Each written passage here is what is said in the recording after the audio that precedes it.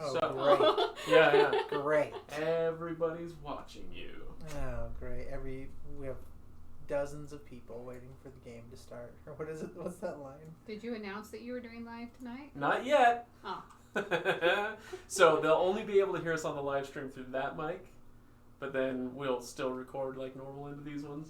So try But to Stephanie, project is what you're telling me. Stage actor Stephanie, you'll have to project a little bit. I will try to All right. remember that. It's a league of their own. That's what he says. What does he say? Jimmy Dugan, the first time he goes out to manage the Oh yeah, beaches. Let's go. Get off the bus. Dozens of people are waiting for the game to start. By the way, if you're watching later, skip ahead a little bit. That's fine. That's fine. I think what episode is this? 250 something. 56? Was 255? I think it might be later than that. Did we have one up? I think 255 was the last Hobbit one. 255, yeah, you're right. So 256. I just wasn't sure if you had a blue team or something in between there. No. I don't know. It was out. It's been weeks since I've recorded an episode, so don't ask me. Okay. And you don't number the weekend episodes, right?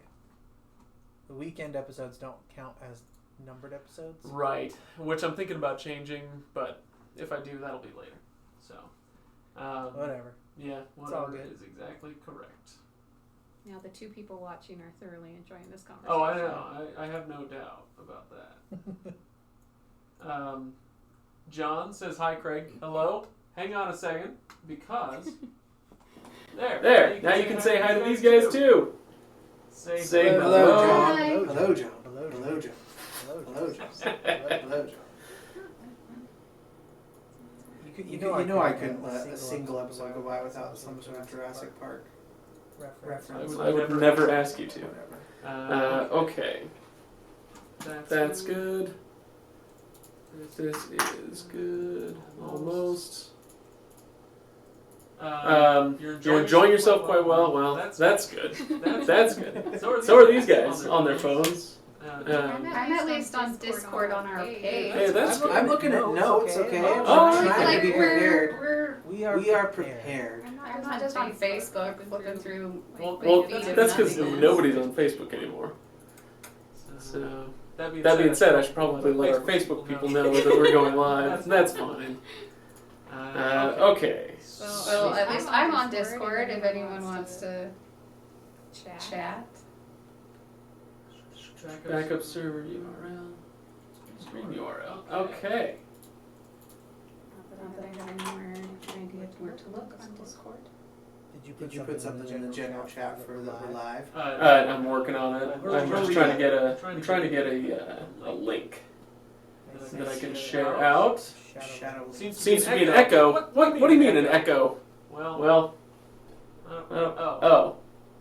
Thank you for letting me know. Now there should not be an echo. How's that? Is that better? Better? Better. Okay. John likes your hair. Oh, thanks. So, there we go. Let's go in here. Get our live stream. A link that I can share. We are live.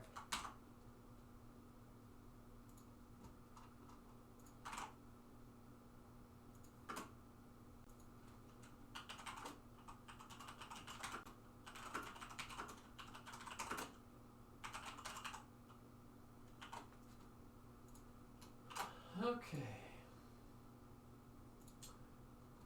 Tweeted. Okay, so that's tweeted. Now I'm Discording like a madman. Good, because one of the questions we have on Discord is what happened in those chapters? Some stuff. We may or may not get to that question. I don't know. Stephanie started reading. She was hit over the head, and she was knocked out, and she woke up, and some stuff happened. And the book was over. And it was over. She was in the Shire. It was a thing. It was cool. Okay, send now. Now everybody gets it. Okay. Last one to Facebook, and then I think we should be good.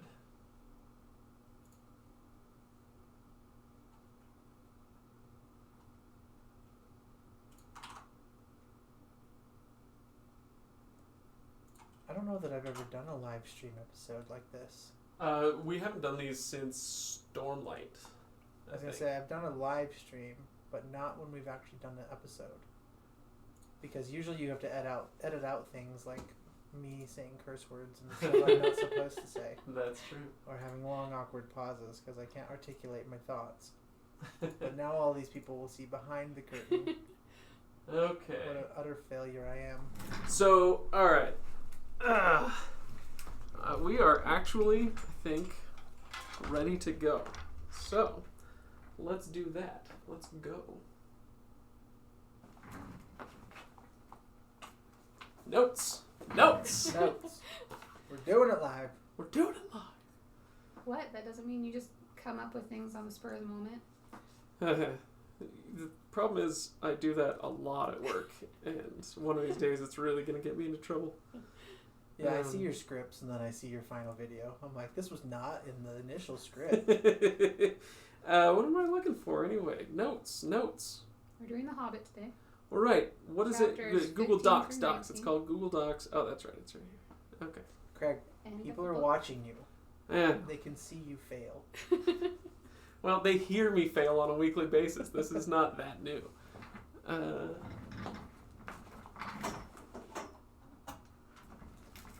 Okay.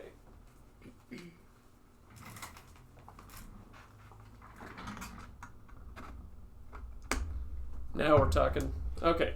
You guys feeling all right? Let's do this. Yep. Okay.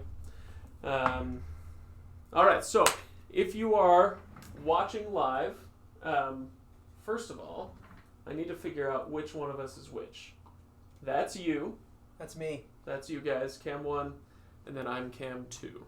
Hey, Okay. Cam 2. All right. So, if you are watching the live stream, we are going to basically pretend you're not here. So I can't keep track of your comments. I can't respond. And so if you're here and you're here for a little while, let the people coming in know that I can't see their comments. Maybe you guys can. I don't know You if can you're peek watching. them on Discord, but I I'm don't have on them in Discord. the actual live stream. Okay, so that's a good idea. We'll be on Discord, but we won't be on The YouTube. live- yeah, the YouTube chat. I don't know how to do that even if you wanted me to. So. Yeah. Maybe I'll stay kind of peeked into the YouTube chat a little bit. But okay, so is it Friday the 13th? Is that why I was so underprepared man, for this? It is. All right. Dang. No wonder it was a weird day. Are you guys ready? Yeah. No, hang on. Okay, now I am. Okay. Wait. Okay. It'll be a long episode. Ain't that the truth? Welcome, everybody. Welcome to the Legendarium podcast. I am Craig. I'm your host. And with me, as maybe never, I don't know if this is a combo we've ever had, is Kyle. Mm-hmm. Say hello. Hello. I just want them to be able to distinguish between you and Stephanie. Hello. Hi, Stephanie. So, have you guys ever done an episode together that wasn't like a giant... No, I think we were on the Avengers. yeah, Exactly, yeah, like episode. everybody was on Endgame. Yeah. Okay, but This this is the first episode I have ever done without Ryan. Oh, there you Oh, go. yeah, You we know- don't need him. Yeah. Yeah. What's he doing? No, Being a okay. dad? Or Yeah, something? he's like babysitting or something. Yeah. So Ryan is doing, dadly stuff, and so if I hear anybody complaining that Ryan wasn't on this episode, then you can deal with my 5-year-old. He's being responsible. exactly, yeah, I just don't want to hear it. So, okay. So, anything else to go over before we dive into The Hobbit? This is hopefully, maybe, our final Hobbit episode, depending on how much we can get through. I've got a ton of notes. You guys were saying that you don't, that there Nope. wasn't much to say on this one. I think you're crazy. That's fine. So I've got a lot of notes. We're going through chapters 15 through 19. If you... housekeeping stuff. If you want to support the Legendarium, go to patreon.com/legendarium to support the show. Join the conversation on Reddit, thelegendarium.reddit.com. Find us on Discord. We're on Facebook, Twitter, Instagram, all that stuff. We're everywhere. So you can find us. Please go do so. I have foregone the insults and the recaps and whatnot. It's The Hobbit. People know this story, and if they don't, Well, we'll kind of recap as we go. We had a question. What happened in these chapters? So clearly they don't. If you haven't read The Hobbit, just go away and read The Hobbit and then come back and re-download the episode. Do us that favor and then listen to it. All right. So chapters 15 through 19, I guess briefly where we last left the story was Smaug had been shot down by Bard the Bowman. Arrowed. He was arrowed. Are we still on Strong Bad? Yes. Okay. We are. Sorry. Right. I don't know if you knew that. We brought up Strong Bad on the last episode. I didn't know. Yeah. I should probably listen to our episodes every once in a while, maybe. Wait, that's true. The second most defining dragon of our age has to be Trogdor? Trogdor. Yeah. Yeah, absolutely but right. Smaug was definitely arrowed. Yeah, so Smaug was arrowed by Bard, and here we are, and now the dwarves and Bilbo are kind of holed up in the mountain, and everybody's converging on them. The elves want some of that gold, the men want some of that gold, everybody wants some of that gold. Yeah. And that's basically what chapter 15 is about. So you guys were saying before we started this that you were confused that I like these chapters so much. I mean, there's some nice things in there, but it feels like, to Stephanie's point, it's kind of anticlimactic. It feels like it. Just Stephanie's point before we turned the cameras on. That was my point I made when I walked in. Sorry. She's like, I forgot how... She storms in and goes, well, that was anticlimactic. Thanks for making me listen to that again. Did you guys both listen to an audiobook version of this? No, I read it. Okay. No, I listened to it. Oh, yeah. All right. I plowed through it on double speed today. Oh, wow. Okay. You're cramming. You're not supposed to admit that to the teacher. Oh, well, I'd already read it. Are you the teacher? Well, I'm missing my elbow patches today. Are you the teacher? I feel like Todd's the teacher. Well, that's true, but... I have read it. I have listened to it, so this is at least my third time through the book. I'd say I played the Lego game. Which is really, that's study enough. It's really, what else do you need when you have the Lego game? So I'm all caught up. I know exactly what. So you guys were underwhelmed by this, and I'm a little bit whelmed. confused. So not underwhelmed, but not overwhelmed. Fair enough. Just whelmed. Is it because the battle was kind of short and not even to the point, because it kind of skips over the point and then tells you what the point was later in the next chapter? At least for me, and I don't want to speak for anybody else, but it's kind of like, oh, this is getting good. Some armies are getting out here. We're going to see some action, and then Bilbo gets knocked on the head, and it's like, oh, psych. Oh, okay. And then, you get your narrator that comes in and kind of fills in the blanks. But yeah. Yeah, I think Tolkien was different than authors today in that when he wrote about battles and war, he was a lot more interested in what the lead up and the consequences of those battles were. And so when you read somebody like Brent Weeks or you read Sanderson or whatever, heads are getting chopped off, and there's a guy over there with his guts on the ground, and everything is going horribly wrong, death and destruction all around you, and you kind of sit in that and you marinate in that, and we're used to that for a battle scene. Same with movies, right? We really zoom in on the action, and for Tolkien, I think in The Lord of the Rings to a lesser degree than The Hobbit, but still, it's a difference in degree and not kind. He kind of skips over some of the battles, or he takes a really kind of 30,000 foot view of them so that we can just get to what he thought was the important stuff, which was, so what did this do to our heroes emotionally, psychologically, as a group, that sort of thing. Well, how often do you come across your main character? We have Bilbo, who we've been following this entire time, and then all of a sudden he gets knocked out. A crucial part of the story, because it's kind of, you have 5 armies converging on one another. This should be a pretty epic battle that you're about to watch, and then all of a sudden the Eagles come in, Bilbo gets knocked out, and the epicness is just knocked out from under you. You completely miss it. And that was where I was kind of like, I'm so glad you brought up the Eagles. So we're going to get there. We're going to get to the Eagles. That's a point we have to talk about at some point here. But let's kind of back up and talk about chapter 15, the Gathering of the Clouds. We've got some pretty great stuff in this chapter, including... I forgot that there were giant ravens. Yeah. Do you remember their names? This is one of my favorite things. Roak or something like that. Roak and Kark.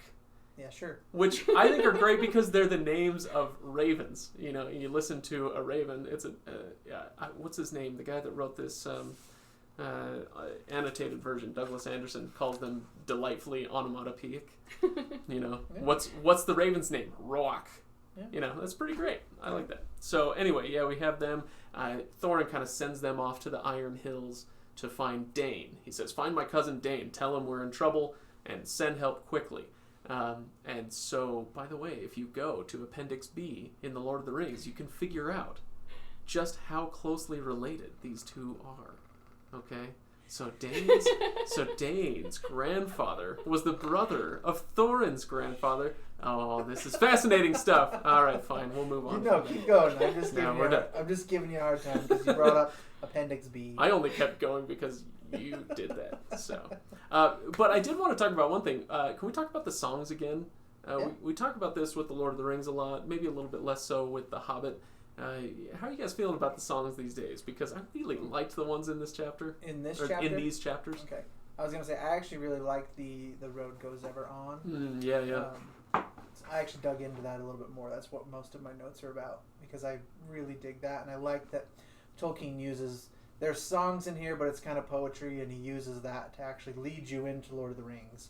And this poem, or this song, starts in The Hobbit, goes through Lord of the Rings, and you see it come back up several times all the way through the story. So, and maybe we'll talk about that more when we get into our Lord of the Rings series, but Bilbo starts it, and then he basically is talking about his adventure, and when you get into the Fellowship of the Ring, it's the same thing. He feels an itch to go out back on adventure, and he repeats the same poem, same song with a slight variation in verse. And then when Frodo's out there, he starts humming it to himself and repeats it with a slight variation to represent his experience. And then by the very, very end, as they sail off into the west, it kind of closes out. We get one last version. And it's a really cool through line connection that I really enjoy. I'm a kind of a poetry buff, so I liked it. Are you a poetry buff? Sure. All right. That's good. I've just never heard you describe yourself that way. But I knew you appreciate it more than I do. I'm not buff. Or in the buff yet. Well, but I like poetry. So what about you, Stephanie? I'm going to agree with our people following us on Discord. I actually literally fell asleep in Ryan was driving us home today, and I'm listening to it in the car, and I dozed off during a song. During one of the songs. Do they on the audiobook? Does he recite it, or does he sing it? He sings them. Oh, that's too bad. I have to. Maybe if I went back and I reread them, and I could actually look at the words, I might be more interested in them, because listening to whoever reads the audiobooks sing these, I'm like, oh my gosh, is it over yet? I can't listen to this anymore. So the one in chapter 15, we're waiting kind of on the edge of our seats to see if there's going to be a battle. All these people are gathering. The men of Dale are coming. The Elven King is there. And Thorin is in a pretty black mood, right? So he is not really jazzed about what's going on, and he feels like these people are here to steal my treasure. This is my family's gold. You know, we've come back and reclaimed what's ours, and so he's kind of hot under the collar, right? And so the dwarves pull out their instruments, and they're like, okay, we're gonna cheer you up. We're gonna sing a song, and that'll help soften your mood, right? Well, then what do they sing? All right, there's like 8 or 10 verses, but I'm just going to do 2 of them. Under the mountain dark and tall, the king has come unto his hall. His foe is dead, the worm of dread, and ever so his foes shall fall. The sword is sharp, the spear is long, the arrow swift, the gate is strong, the heart is bold that looks on gold. The dwarves no more shall suffer wrong. And so you pay attention to that, and you think to yourself, well, what are you doing? What are you doing to this guy? You're trying to calm him down, and instead you're giving him this song that's supposed to pump him up. Oh, this is a battle cry. Like, hang in there. You can take these guys. Anyway, it's just one of those kind of humorous little things. That's actually kind of how I felt about a lot of the communication in these chapters, because you get, the men and the elves come to the doors of Erebor, and they're talking to Thorin, and Bard starts talking to him, and he starts talking to him like, you think that he's trying to negotiate with him or parlay with him, and he's speaking to him very negatively. Bard is? Yeah. Yeah. And so it's like, I'll have to pull it up, but he's like, are you not, is this not something you would do? Is like, instead of negotiating with him in a positive manner, he's basically spinning a negative light on it the whole time with the way that he communicates. And it's like, of course Thorin's going to be like, get out of here, it's my treasure, because you're a terrible communicator. Anyways. So think about it from Bard's point of view. These dwarves come through your town, and they stir everything up with this talk of going to the mountain and reclaiming what's ours and all of that. And everybody's like, oh yeah, that'd be sweet if we had finally some commerce with the mountain again, if we could go back to Dale. We miss our little town and all that. And so the dwarves go off, and you're like, oh, well, best of luck. Yeah, they'll probably... What is it the guy says in... best of luck, Wesley. I'll probably kill you in the morning. Right, they'll probably be dead by morning, but whatever. Have a good day. And then, next thing you know, the dragon is coming down. They've woken up the dragon. He comes and ruins your whole town, kills a bunch of people. The whole thing is in smoldering ruins, and you're left destitute, not just as a person, but as a city. As a community, you have nothing left. And so you go, and then this guy's like, hell, thanks for shooting that dragon down. I'll just be hanging out here with my gold now. Yep. I'd be pissed too. So I'm kind of with Bard on this one. Yeah, I mean, I don't know. He definitely has a claim to it. And so, yeah, I was going to ask you what you guys thought of their case here, because what do they want? What do they ask for? They ask for 1/14 of the treasure, because Bard is the one who shot Smaug down. I think that's pretty reasonable.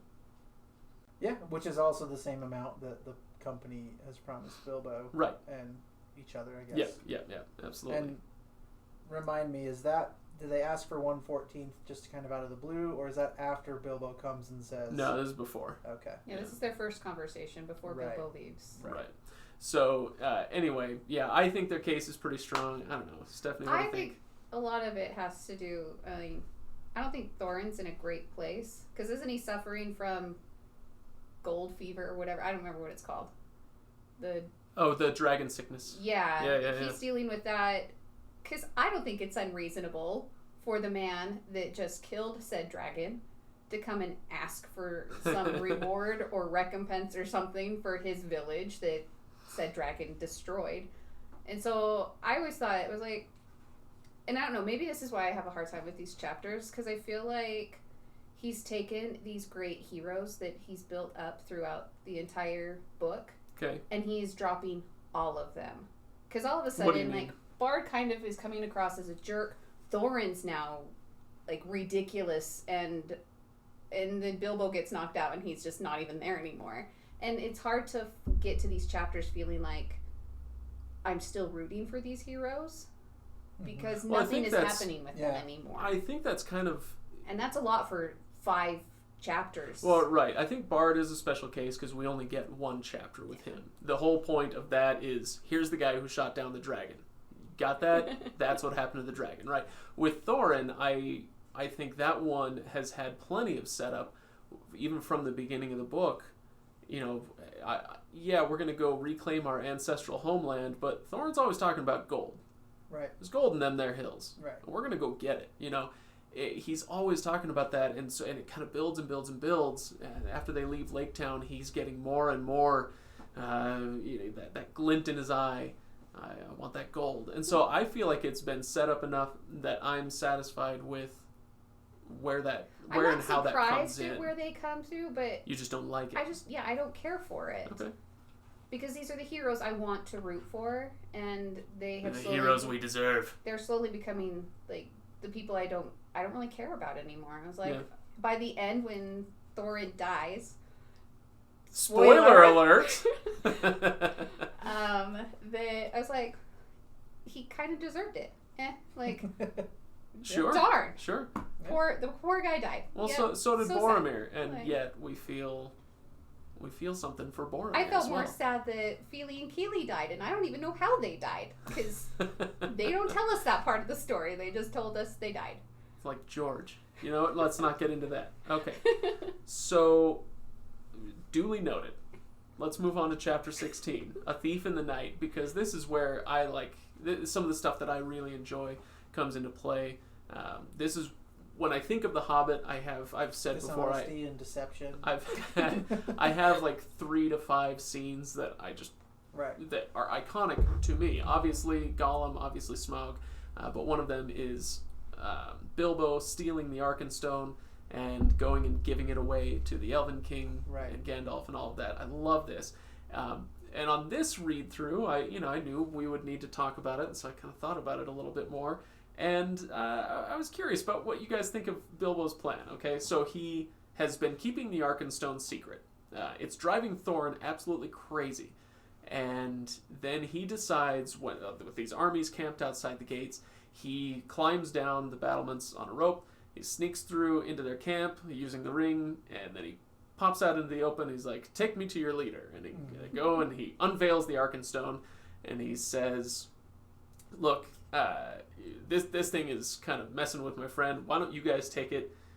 You'll know what to do with it." And they're like, "Great, thanks, awesome. Hang out for a while." And he says, "No, I told Bomber I was going to wake him up, so I'm going to head back now." And that's it. That's his whole plan. Yeah. It's to give away the Arkenstone. Obviously it turns out well because, Tolkien wrote it to turn out well. But it's not a great plan, right?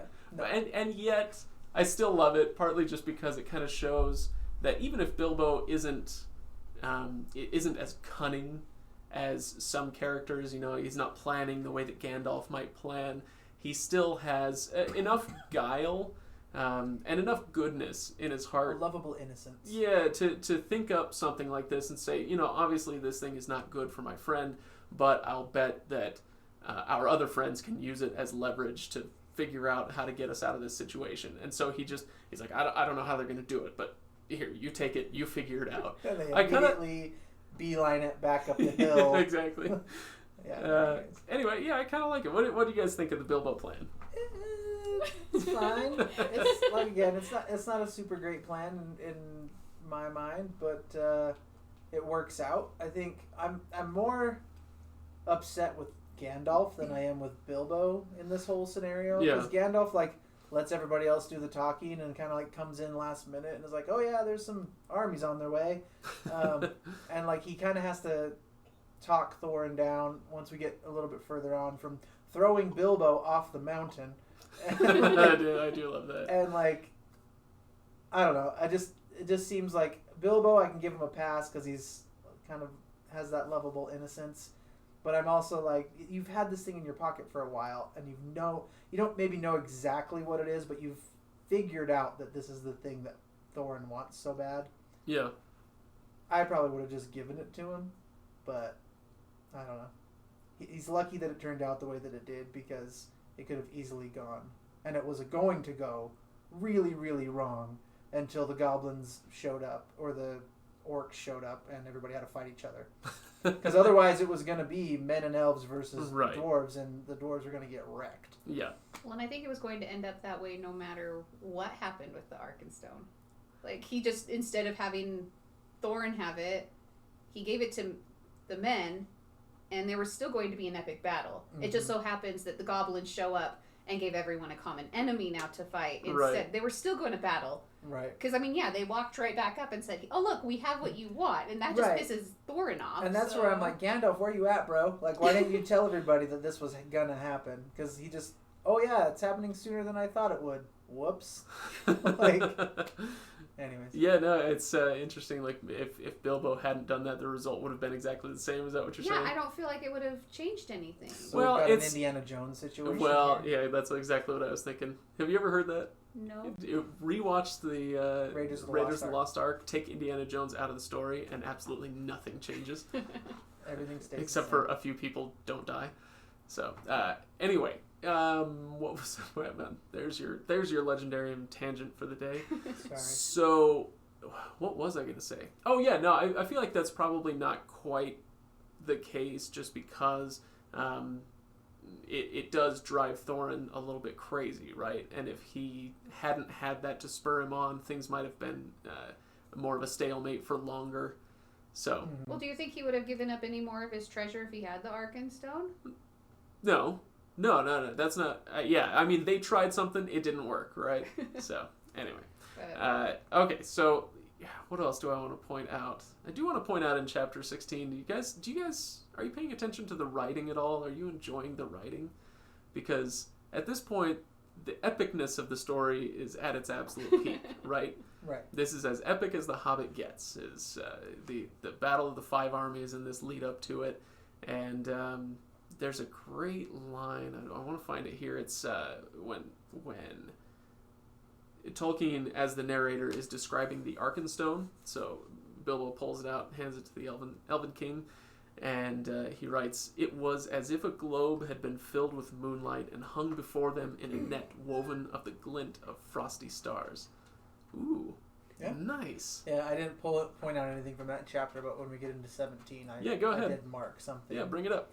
When the elves and the goblins first charge, or the elves first charge against the goblins, see them out and whatever. I really liked how he described it, and it says, "Their spears and swords shone in the gloom with a gleam of chill flame. So deadly was the wrath of the hands that held them. As soon as the host of their enemies was dense in the valley, they sent against it a shower of arrows, and each flickered as it fled, as if with stinging fire." Nice. So pretty cool. So you get like ice and fire in there. Right. Yeah, nice. Hi, Ken. Ken just wandered into the studio. Okay, so maybe we should go on to chapter 17. The clouds burst. This is the Battle of the Five Armies, such as it is. As you guys have noted, it doesn't occupy a huge amount of word count. No. Right? Stephanie, so is it fair to say that this is your least favorite part of the book? Yeah. Okay. It really is. Like, I found this stuff with the dragon more interesting than this part. And I don't know. I could be kicked out of the studio for saying this. I enjoyed the movie more than the book because it gave me more plot line to this part. I know, like Craig's about, like, leave. I don't want you here anymore. Oh, I'm certainly not putting a camera on you anymore. But that's just how I felt. Like, we are live streaming, by the way. If you're listening to this later, we're live streaming it, so there you go. But it was just, I felt the movie just gave me so much more to follow, to enjoy. I had more storyline. I had more battle. Okay. Like, so you want the battle. You want the sword going into the neck. You want it ripping out the guts. Yes. Cut his head off. That's what I want to say. Cut his head off. Just cut his head off.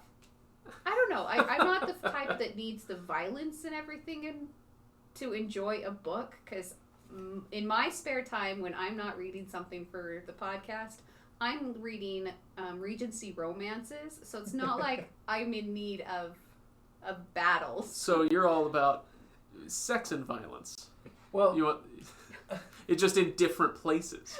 I would say I'm with Stephanie on this, because you get things like we just read, where you get a scene of elves charging goblins, and then it just cuts off, right? So I feel like you get the build-up. You get the anticipation of there's going to be this battle, and you even get a sneak peek into it, and then it cuts off. And so I think that's, at least for me, is where it was like, oh, dang it. But like, if I don't have that build-up portion, and it was, the men and elves went up and were negotiating with Thorin about the Arkenstone, and then the army's coming on its way, and then the narrator zooms out and says, and they all fought and whatever, and then it's like, okay, it's not quite as big of a deal, but we got a little bit more lead into it and build up, and you're expecting that, and then again Bilbo just gets bonked on the head and he's out, and you're like, oh well, okay. Which goes back to what we were talking about last episode about omniscient narrators versus limited point of view. This is technically an omniscient narrator, but he's using that technique. We get a limited point of view from Bilbo getting knocked out. Sure. So it's a little bit jarring. I mean, maybe it wasn't back in 1940, but it is now. 1937, Kyle. Right. So here's my... I don't know that this is the case, but here's my possible defense of the way that he drew up the Battle of the Five Armies, and that is that this is a kid's book. It's a kid's book. Okay? Not only might a long drawn out battle with a lot of that violence kind of spelled out for you be inappropriate for kids? I mean, you could write it in a way that might not be, but more importantly, it might be boring to kids who aren't there for all these sword strokes and whatnot. Depending on the kid, obviously. You probably have some bloodthirsty little guys wanting to get into that stuff. But if this is supposed to be for kids, it could just be that he found that as he was telling this story, as he was writing this story, and he did tell this to his kids, and got book reports from like Rainer Unwin and the like, that those portions of the book where there were battles, they might have just been like, yeah, I don't care about that. Where's Bilbo? What's going on with Bilbo? And he's not really a part of the battle because he's just a little hobbit. And so he's like, yes, there is this thing, and Bilbo was part of the lead up to it, and he's going to be part of what comes afterwards, but he isn't a part of the battle, and this is his story, and so I'm just going to kind of gloss over it. Sure. So that makes sense. Yeah, it doesn't mean you have to like it, I suppose, but yeah, Stephanie's looking at me like, I don't have to like who it. Who gives a crap? Yeah. Sing more songs.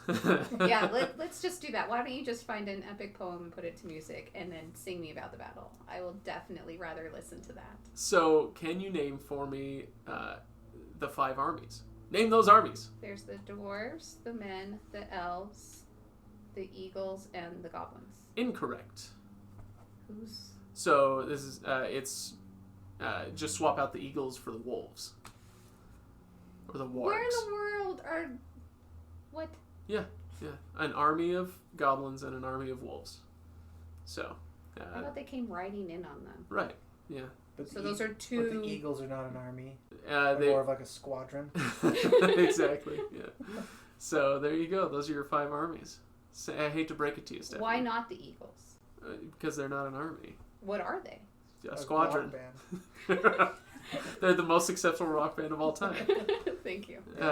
No, it's I'm just telling you the way that Tolkien conceived of it. I suppose you can have whatever headcanon you want. That's fine, right? So. Well, I don't even know what the Eagles did, because that's when they show up, Bilbo gets knocked out. So. All right. Whatever the Eagles did to help out with this, I don't. You don't what? I don't know. Well, they. Or they just picked up people and separated them and said, you go to your corner and you go to your corner. Yeah, we don't get to see that. That is not on screen. But I will tell you this. The Eagles are coming, right? This is a meme now that people love to kind of make fun of Tolkien for. It's a big deal that the Eagles are coming. Exactly, you yeah. Don't know why. Okay, so. Craig's like, why did I invite her? Why did I invite her? I don't want her here anymore. Okay, so the Eagles are coming. No, this is good. I think that you speak for a lot of people, honestly, where they look at the Eagles are coming, whether it's here or the Return of the King or wherever, or back at the pine trees that they're all up in the first half of the book. The Eagles come and they save everybody's bacon, right? Everybody's tired of this. Solve your own dang messes, right? Well, that's not the story that Tolkien was telling, and Tolkien later wrote in a letter to his son that after he had some distance and some time away from The Hobbit, it had been a little while since it was published, and he came back and read it again because I think he was getting ready to revise it for another edition. He wrote to his son that this portion with the Eagles coming was one of his favorite things about the book. He called it the greatest eucatastrophic moment in the book. So eucatastrophe, if you recall from our previous discussions of Tolkien, this is a word that he coined. So a catastrophe is a sudden turning to bad. Everything goes wrong. It's a catastrophe. We're familiar with this word. So a eucatastrophe would be the opposite of that, where everything is going wrong, all hope is lost, and then something happens to turn that. And he loved those moments in books, and he was always trying to create those by whatever means necessary. And so he wanted everything to be as bad as possible, for a kid's book, as bad as possible, and then something happens to change, to shift the tides, right? And the Eagles in Tolkien's books, in his stories, they are quite literally messengers from God. And so this is, in his telling, this is God reaching down. Exactly. Divine intervention. God reaches down and says, okay, yeah, you're getting your butts handed to you. you're going to need some help. We can't have this, and so here's some eagles to help you out. Hotel California plays in the background. No, it Eagle does. swoops in, and we're off. It's fine. So anyway, that's why the eagles come, in a meta way. You can come up with whatever in-world explanation you want. I don't care, but there you go. How are you satisfied, Stephanie? I guess. I was going to interrupt when you first started that whole explanation and say the eagles are Jesus as a joke, but basically... that is correct, yeah. So here we go. Yeah. Oh, okay. I thought you were going to go more. Nope. Okay. Nope. Is there more? So, no. I hope the eagles save me from this episode. Wow. You guys are the worst. Okay, so here is something for you, Stephanie. Okay. You said that you prefer the Battle of the Five Armies in the movie. Mm-hmm. Now, that does make me want to eat a working chainsaw. But there is one thing that I do appreciate that the movies do that not everybody appreciates. A lot of times when people talk about the Hobbit movies and they start complaining, they're the worst. First of all, I'm happy to lend a friendly ear to all of those, but one of the things that they talk about is all the extra stuff they added in. Why didn't you just stick with the story, right? But if you pay attention to The Hobbit, the book, it's in there. Yeah, a lot of that stuff is in there, and I'm not even talking about the appendices to The Lord of the Rings and the Silmarillion and all that stuff. Yeah, they do dip into a lot of that, but there is stuff that is in The Hobbit that they just kind of fleshed out a little bit. And one of the things that I really like is having a little bit of backstory for when the goblins show up. So otherwise, it would just be like, oh, the goblins are here because why again? I had that thought as I was listening to it going, did they really just follow them all the way to who knows where just for, I don't know. It's like, I would have given up at some point going, well, you killed our king. We're just going to go back to our hole and we're going to rebuild with a new king. They're just about, they've loosed a few arrows. Things are about to get real nasty between the dwarves and the elves and men. So these two sides are about to start duking it out, and then a dark cloud comes, and what is going on? And you find out, oh my gosh, it's a bunch of crows, maybe? I can't remember exactly what it was. Bats, crows, something. And they are flying with the orc army, or the goblin army. Gandalf stands up, and he tells everybody, just stop it. We've got bigger problems. The goblins are coming, and he explains in his yelling little speech in one paragraph that Bolg is here. His name is Bolg, and he is the son of Azog. Azog the goblin was slain by Dane in a previous war, and you can kind of get this in the appendices to The Lord of the Rings.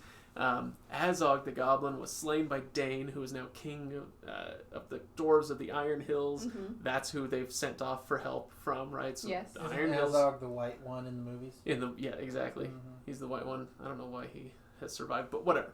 And so, in the book, Azog's dead, but his son is here for vengeance.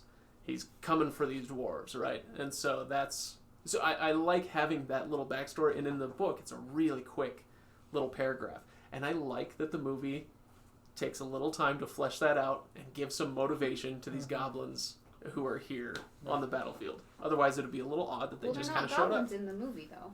That goblins are orcs, same thing.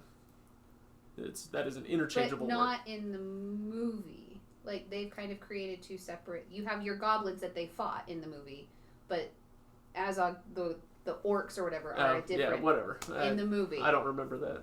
Well, let me explain the movie to you. I saw, similar to The Last Jedi, I've tried to make myself watch the Battle of the Five Armies again. Mm-hmm. Can't do it. In a similar vein to what you were just talking about with the whole orc thing, it's why I don't mind the necromancer portions of the movies. Oh yeah, because it gives you a little more.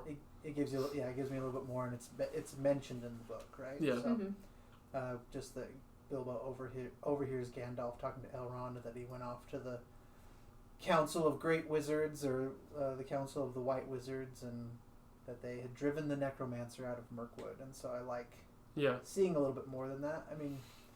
Yeah, we can argue about the movies and how that's not deep why they we're went, here. but I do like that it fleshes it out a little bit more. Okay. That it's not just plucked from the appendices are nowhere. It's actually in the book. So yeah. All right. Well, very good. I'm a little bit less forgiving of the necromancer stuff, just because it doesn't figure into the book and it doesn't affect the action of the book very much, except that Gandalf was gone for a while. Explaining where Gandalf went. Yeah, and that's about it. So, but I totally take your meaning. Right. So I can hang with you there.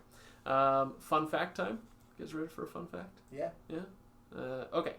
So Bilbo in this says that things are going kind of bad, and he utters the line, I've always heard that defeat can be glorious. And Tom Shippey, whose name we hold in reverence, obviously, on this podcast, I've said it 1,800 times on every Tolkien episode. Tom Shippey has a little tidbit. He thinks it may be a reference to the school song at King Edward's School, Birmingham. This is where Tolkien was in school when he was kind of a young man, a teenager. And part of that school song reads as follows. Oftentimes defeat is splendid, victory may still be shame. Luck is good, the prize is pleasant, but the glory's in the game. Anyway, so he thinks that he may have cribbed that first line and put it in his book. Defeat, what is it? Defeat may be glorious. Anyway, I like that. I love little tidbits like that. Thanks, Tom. Thanks, Tom. Thanks, old Tommy boy. That's great. I hope he never hears me say that. Okay. Cool. So the battle goes for a bit. Bilbo gets conked on the head, and now we are in the next chapter. So chapter 18, take it away. What happens in this one, Kyle?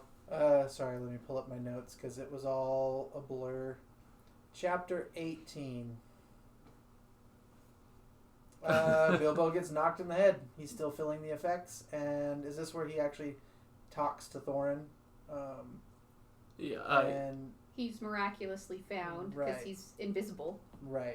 Well, no, he takes off his ring. But he was invisible, which is why he wasn't found in the first place. Right. Unconscious. Yeah, he kind of makes a noise, and the guy's like, "Who's there?" Yeah. And then Thorin is buried under the mountain, and he gets his sword back, and with the Arkenstone. Yep. It's kind of. Yeah, it's just kind of Thorin's death scene. Send off. He realizes on his deathbed that friendship and relationships were more valuable than all the gold in the mountain. The most quoted line from The Hobbit. Did you guys mark it? Do you remember it? No. It's all over Instagram constantly. At least my Instagram. Apparently mine's different than yours. I don't know who you follow. But probably the most quoted line from The Hobbit is delivered by Thorin as he's dying. He says, "If more of us valued food and cheer and song above hoarded gold, it would be a merrier world." And that's nice. Yeah. I don't know that there's much else to say other than, oh, that's nice. It fits really well on an Instagram post. Because Craig doesn't agree with it. No, I think I agree with it. I'm fine with it. It's one of those, like, it's... No, I'd rather have the gold thing. Well, it's just so simple, but sometimes the simplest things are the truest things. So yeah, and it's. I think it's fine. Yeah, it's nice. It's a nice kind of like tipping of the hat to Bilbo's character throughout the story. Every time they get into a miserable situation, all he wants is a dry handkerchief and his chair by the fire back in his hobbit hole or whatever it is. And so, if we all valued the simple things like that, is what Thorin's pointing out. So I like it. Yeah. Well, we also get in this chapter a bit of an explanation of what actually happened in that battle. So you must be enjoying that part of it, right? So we didn't get the battle, but you at least get a little more, including we got the trailer version of the battle. Exactly. So Beorn has shown up, right? He was there at the battle, and there's a great description of Beorn kind of going berserk. Yep. And there's another note in the annotated Hobbit that I thought was too interesting to not bring up. And that is that, so berserkers were a real thing in Old Norse communities, whatever, in these armies. They had berserkers, and they were these people that would go into a bloodlust, a frenzy in battle, and they were supposedly terrifying, right? So berserker actually means, in Old Norse, means bare-shirted. Bear. And whatever. So bare-shirted, and it might imply that those Old Norse berserkers actually wore bear skins and maybe bear heads into battle to freak people out. I like that image. So you've got Beorn, who's already a bear man, and the description of how he fights is very much like a berserker, who was another kind of bear man in Old Norse. I love those connections. I don't care what you guys think. You're about to fall asleep, both of you, and I'm reading about Beorn. He goes back and he becomes a chief of men and fathers a line of shapeshifters. Oh, that's right, and that's another part of like kind of English folklore is the idea of these shapeshifters. And that can take nefarious turns when you have things like werewolves, right? But Tolkien liked the idea of these kind of magic creatures, elves and whatnot, not being quite what we expected. And so if you think of shapeshifters as descendants of Beorn, then suddenly the stories aren't quite so scary anymore, right? So yeah, I like that stuff. All right, so we also should... Okay, we've got a few more minutes. I think, we've probably got 5 or 10 more minutes where we could keep talking about stuff. I did want to bring up, if I could, the farewell between Bilbo and Balin. So he and Balin are talking, and this is a great example of Tolkien's mastery of prose and his ability to switch modes. And so he has he's contrasting the high mode that the story has turned to. So like we said, that this whole Battle of the Five Armies, this isn't just the climax of the book, it's also its most epic portion, right? And so that's where we're at in the story, and Balin kind of exemplifies that. And he says, they're saying farewell, and Balin says, "Goodbye and good luck, wherever you fare. If ever you visit us again, when our halls are made fair once more, then the feast shall indeed be splendid." And Bilbo responds to that in his Hobbit mode, and it's a great turn to kind of get us in a headspace where we're going to be heading out of the heroic bit of the story, the epic bit of the story. So Bilbo responds and says, "If ever you are passing my way, don't wait to knock. Tea is at 4, but any of you are welcome at any time." It's nice. He's got a great way of contrasting those two modes. Anyway, so with that being said, we'll move on to the final chapter in the book, which is chapter 19, The Last Stage. And this is a little bit... It's reminiscent of what happens at the end of The Lord of the Rings, but it's not the same. In the end of The Lord of the Rings, we also go back to the Shire, and we find that things aren't the way we left them. And that happens here as well. But the whole idea of that was, I guess, and this is similar as well. The idea in The Lord of the Rings is Frodo is not the same. He can't go back. In Bilbo's case, he can go back, but he's also not the same. And Gandalf remarks on that on their way back. And he says, "You are not the same hobbit that I left with," right? Right. Do you find his transformation satisfying in a way that the battle wasn't, Stephanie? Or do you find that you don't really care too much? No, I think he has a good story arc, and where he ends up, I think it's I can't think of the word I want. But I like the fact that he comes home and his things are being sold. Everyone thinks he's dead. And they go off as he's trying to collect his things again and ends up having to purchase his own items and whatnot. That he finally comes back and goes, the one thing that he really lost with all of this was his reputation. That people aren't looking to him anymore as this studious kind of exemplar citizen of the Shire because he's been on an adventure. Right. And I think that he owns it and he enjoys it and he's okay with it. And that's, I think, the best change in him is being satisfied with who he's become and being proud of it. Yeah. No, I like that. Well said. Thank you. Kyle, what about you? I really like the conversation between Bilbo and Gandalf when Bilbo remarks that, like, the songs and the prophecies of old are true, or they're somewhat true, and Gandalf's like, well, yeah, of course they are, and why would you disbelieve them just because you had a hand in carrying them out, right? Or I'm paraphrasing, obviously, but like why wouldn't you believe in them just because you effectively made them happen? And I thought it was really, I really like that idea of, yeah, you are part of a bigger world. You know, I think he says something about Bilbo being just a really small part of a much wider, you know, greater world, and Bilbo says something about, you know, thank goodness or whatever, but I just like the idea that, the whole idea from start to finish is that something so small can have such a big impact, and that you can have that impact on something that you believe in. So he was just the idea that he was talking about prophecies, and it was him. You know, part of those prophecies were talking about him. Yeah. So yeah, I like there's a kind of a dual nature that we all have, where we want to think that our life is bigger and more meaningful than just fill in the blank. I don't want to be just some guy. You know, I want my name to be known. I don't want to be just a housewife. I don't want to be just a writer, you know, like you, Kyle, or I don't want to be just whatever. I'm worth more than that. But at the same time, when somebody says, yeah, you are, look at all these amazing things you've done with your life that are worth noting, then we kind of retreat and say, well, no, I'm just some guy. I'm just a housewife. I'm just a whatever, you know. I'm just a fill in the blank, and so I think that there's something really nice here in the idea that Gandalf is saying, yeah, what happened was big. This was a big deal. We fulfilled prophecies in this case. We did something that people are going to be talking about for a while, and you were a major part of that, and it's okay to own that.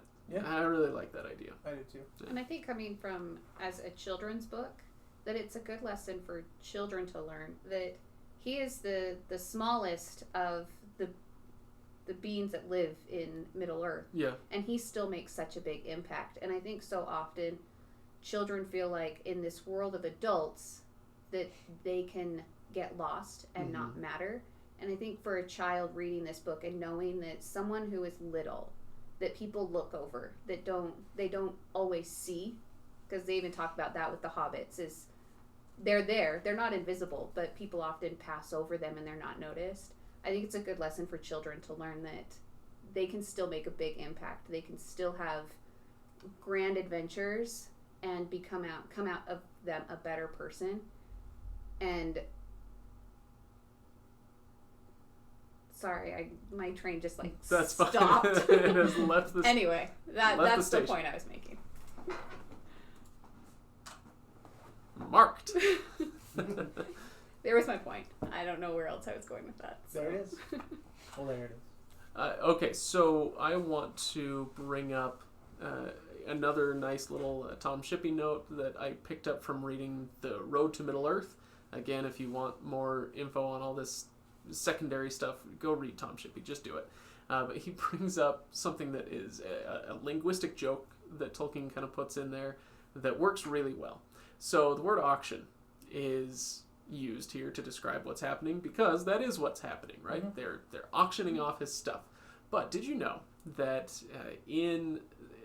there's a dialect up in the north of England, I think it's in South Yorkshire, where the word auction is still, I don't know if they're still using it, but they definitely were in Tolkien's time, to mean a mess.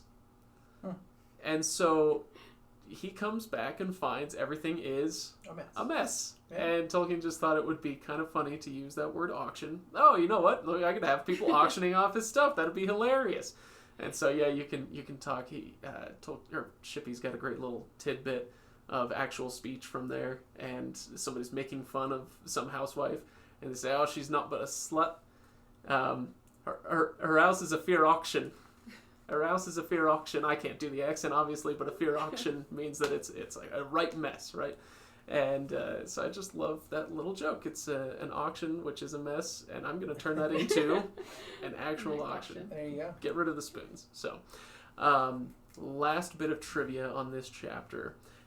It's said that Bilbo remained very happy to the end of his days, right? Literally, almost, he lived happily ever after. And Tolkien became very stressed about this line later on, Very stressed indeed. Any guesses as to why? Because he wasn't happy to the end of his days. He decided that his feet got itchy and he wanted to go back out on an adventure. All right, but he was pretty happy in that adventure. It was because when he started writing The Lord of the Rings, he thought Bilbo was going to be the hero of it. And he's like, oh crap. He was happy, he lived happily ever after at the end of that book, and now I can't send him to Mount Doom. That ain't that happy. Insert Frodo. Insert Frodo, yeah, exactly. So there you go. There's your last bit of trivia. So my Hobbit trivia has come to an end. I hope that you guys are awake and satisfied. So, or at least one of those things. I am one of those things. There you go. All right. So, any parting thoughts on the end of the book, or do you want to just tell me what you think of the book as a whole? Stephanie, maybe you should go first because you were least satisfied by these chapters. What about the book as a whole? And how does it compare to your other experiences with The Hobbit, whether it's movies or Legos or whatever? I really enjoyed the book. I read The Hobbit for the first time after the Lord of the Rings movies had come out.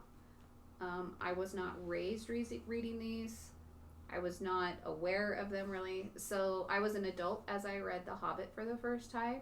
And like I said, I think this is my third time going through. It's a book I don't mind coming back to. It's a book I would like to eventually read to my son, read with my son. And I think it has a good, long-standing lesson for everyone to learn. It's a book worth reading. It's not one that I'd be like, oh, well, I read it. That's nice. I have read some of those books that I'm like, well, I at least read it. So if it's a book I'm willing to come back to, it's a good book. Yeah. Okay. And I have to admit, I'm a huge fan of the Lego movie, like the Lego games. The Hobbit is a well-played Lego game. If anyone wants to go, it does follow the movies. The Legos always follow the movies. So, but forget the movies and just go play the Lego games. Duly noted. Kyle, I love it. I read it with my dad when he read it to me probably when I was 5 or 6. I've read it dozens of times. I've recently just finished reading it with my daughter, who is also 6. She calls it The Hobbit. We've talked about that before. Yep. I had to sneak it out of her room to be able to even bring it today. In fact, she said, Dad, why are you taking my book? And I said, can I just borrow it? And she's like, yeah, okay. These final chapters aren't my favorite chapters, but that doesn't mean that they're bad necessarily. I just really enjoy some other stuff in the book.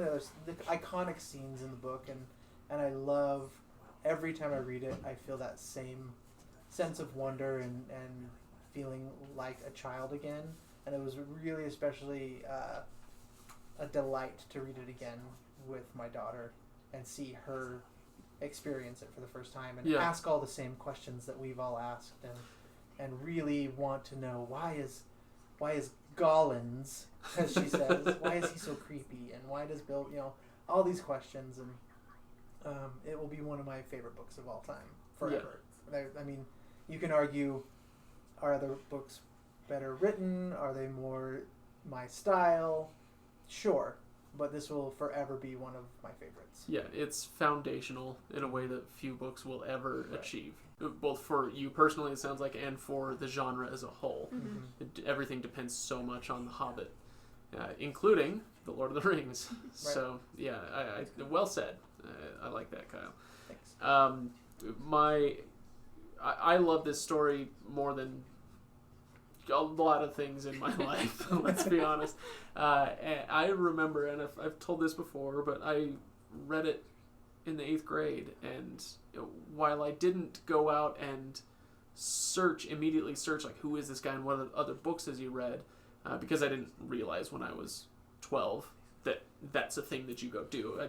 Just somebody hands you a book and you read the book, and so that's what I did. But the images and the scenes stayed with me so well that most books haven't achieved that. I've talked about other things that I read when I was a kid, things like Shannara, and The Sword of Shannara. I've probably read that 6 times, and I still struggle to remember most of what happens in that book. Mm-hmm. The Hobbit, it took one time, and it was already burned into my memory because it was so well drawn. Mm-hmm. And Kyle, how old's your daughter? 6? 6. Mm-hmm. Yeah. that's something that I think about sometimes, where this was written for 6-year-olds back in the 30s, right? Mm-hmm. And nowadays, kids' books, they just look and feel a lot different. Mm-hmm. And that's not a bad thing. No. But I wonder, when I read kids' books with my kids, I wonder sometimes, like, do you think my kid is an idiot? You know, with today's kids' books, right. Some of them place more trust in children than others, right? So I feel like sometimes they treat kids like idiots. One of the things I love about this book is that it does not treat a kid like an idiot. Mm-hmm. They can handle difficult and dark things, right. And see, and they can understand character progression to a certain point. Mm-hmm. They can understand why Gollum is creepy. They can understand, or Gollins, sorry. Gollins, yeah. They can understand why Smaug is menacing and all that stuff. I think Tolkien, to his credit, gave kids a lot of credit. And they have that same innocence that Bilbo has, I think. And when they sense something like Bilbo's going into the dark cave, you know, my daughter would be like, oh, Dad, why is he doing that? He should not be doing that, you know. And it's just like that. Does she also talk to horror movie kids like, don't go in that basement? That is stupid. You are foolish. Basically. But yeah, I mean, you can see the intent that Tolkien had. You know, don't go into the dark wood and don't get off the path. And as soon as the dwarves get off the path, my 6-year-old says, why did they get off the path? Gandalf told them not to. And so you can see it at work, and that was all intentional. Yeah. So. I love that stuff. Okay, so should we call it there? Yeah. Feeling good? Okay, so we're going to call our Hobbit episodes there. Thank you, everybody, for listening to all of these. We appreciate you being here. If you enjoyed our discussions of The Hobbit, please share them around. Let other people know that we have done these. And we're going to continue talking about Tolkien. I mean, this wouldn't be the Legendarium if we stopped talking about Tolkien. We are planning, Ryan and I are planning to do a Lord of the Rings reread in 2020. And I'm very much looking forward to that. So if you're interested in that, make sure that you're subscribed and stick around for that. So what we're doing with that one is not the same thing that we did before. Oh, darn. We did 17 episodes in our round 1 of the Lord of the Rings. This time we're planning to do 6 Lord of the Rings episodes, 1 for every book. 7? 1 for every star of the tree. Of the Tree of Gondor? Yeah. That would make sense. You'll have to do a wrap-up episode. Yeah, I'm sure. Okay, 6 or 7 episodes on Lord of the Rings, so we hope that you'll be there for that. Thanks again for listening. If you would like to support us, you can do so at patreon.com/legendarium. And join the conversation at thelegendarium.reddit.com. And we will see you next time. Okay. That episode is done. It's like reading rainbows. The live stream is still going. Live stream, we are not going anywhere. So we are here. Yeah, hang out. Forever. Okay. Hi, friends. Hey guys, so come on over. We're live. You can come hang out. No, you're just gonna stay over there. We're coming. Come say hi. Just don't bump the cameras. They're gonna be live in just their voices. Yeah. We're not gonna see you. Apparently. You know what we look like. We're 2 ridiculously attractive human beings. Yes, obviously. So just so you know, that mic is the only one that's picking us up on the live stream. Okay. So cool. We'll want to stay a little bit close to that. All right. Where are we going? What are we doing? Just go hang out on the couch. Take this chair. Are you switching episodes? Yeah, we're gonna do a weekend episode. I don't even know. Out. Okay, you're not. I am not staying. Do you want to take some of Ryan's stuff? Hold it hostage. But you have to take this. What are you, his wife? No. Hey, what are you doing next Saturday? I don't know. Okay, because I got Hey, the I bear gifts. Oh, yes. Thank you. 4 o'clock at Saturday. I will let you know. What do we got? No pressure. Yeah. Gifts. Oh, thank you. Actually, it's not like it's much of anything, but it's still. And I can't get Emmett to want to. Okay. Stephanie, will you? Yeah. Okay. Are you done with this? Well, so I've still got one of his lenses. I think I'm gonna bow out of the tangents episode. Are you? I saw Okay. this babysitter thing. Oh, that's right. So Babysitter drama. I have to go take care of my babysitter. Too. Yeah, so I'll cram it. Babysitter drama. Sorry, I just need my shoe. Although, live stream people, thank you for joining us. Yes, indeed. Thanks, Thank you very John. much. Hello, John. Did we have more Hello, than John. just John? Hello, John. Yes. Thanks more for the one people showed person. up. I'm gonna sneak Or by. John. Okay, John was there. What's up, bro? Hi. Hey, how you doing? Good. Good? I'm excited to be here. I'm excited to listen to Okay. this Tangents episode. I'm excited to see all I don't y'all. even know what we're going to be talking about. I don't have any tangents.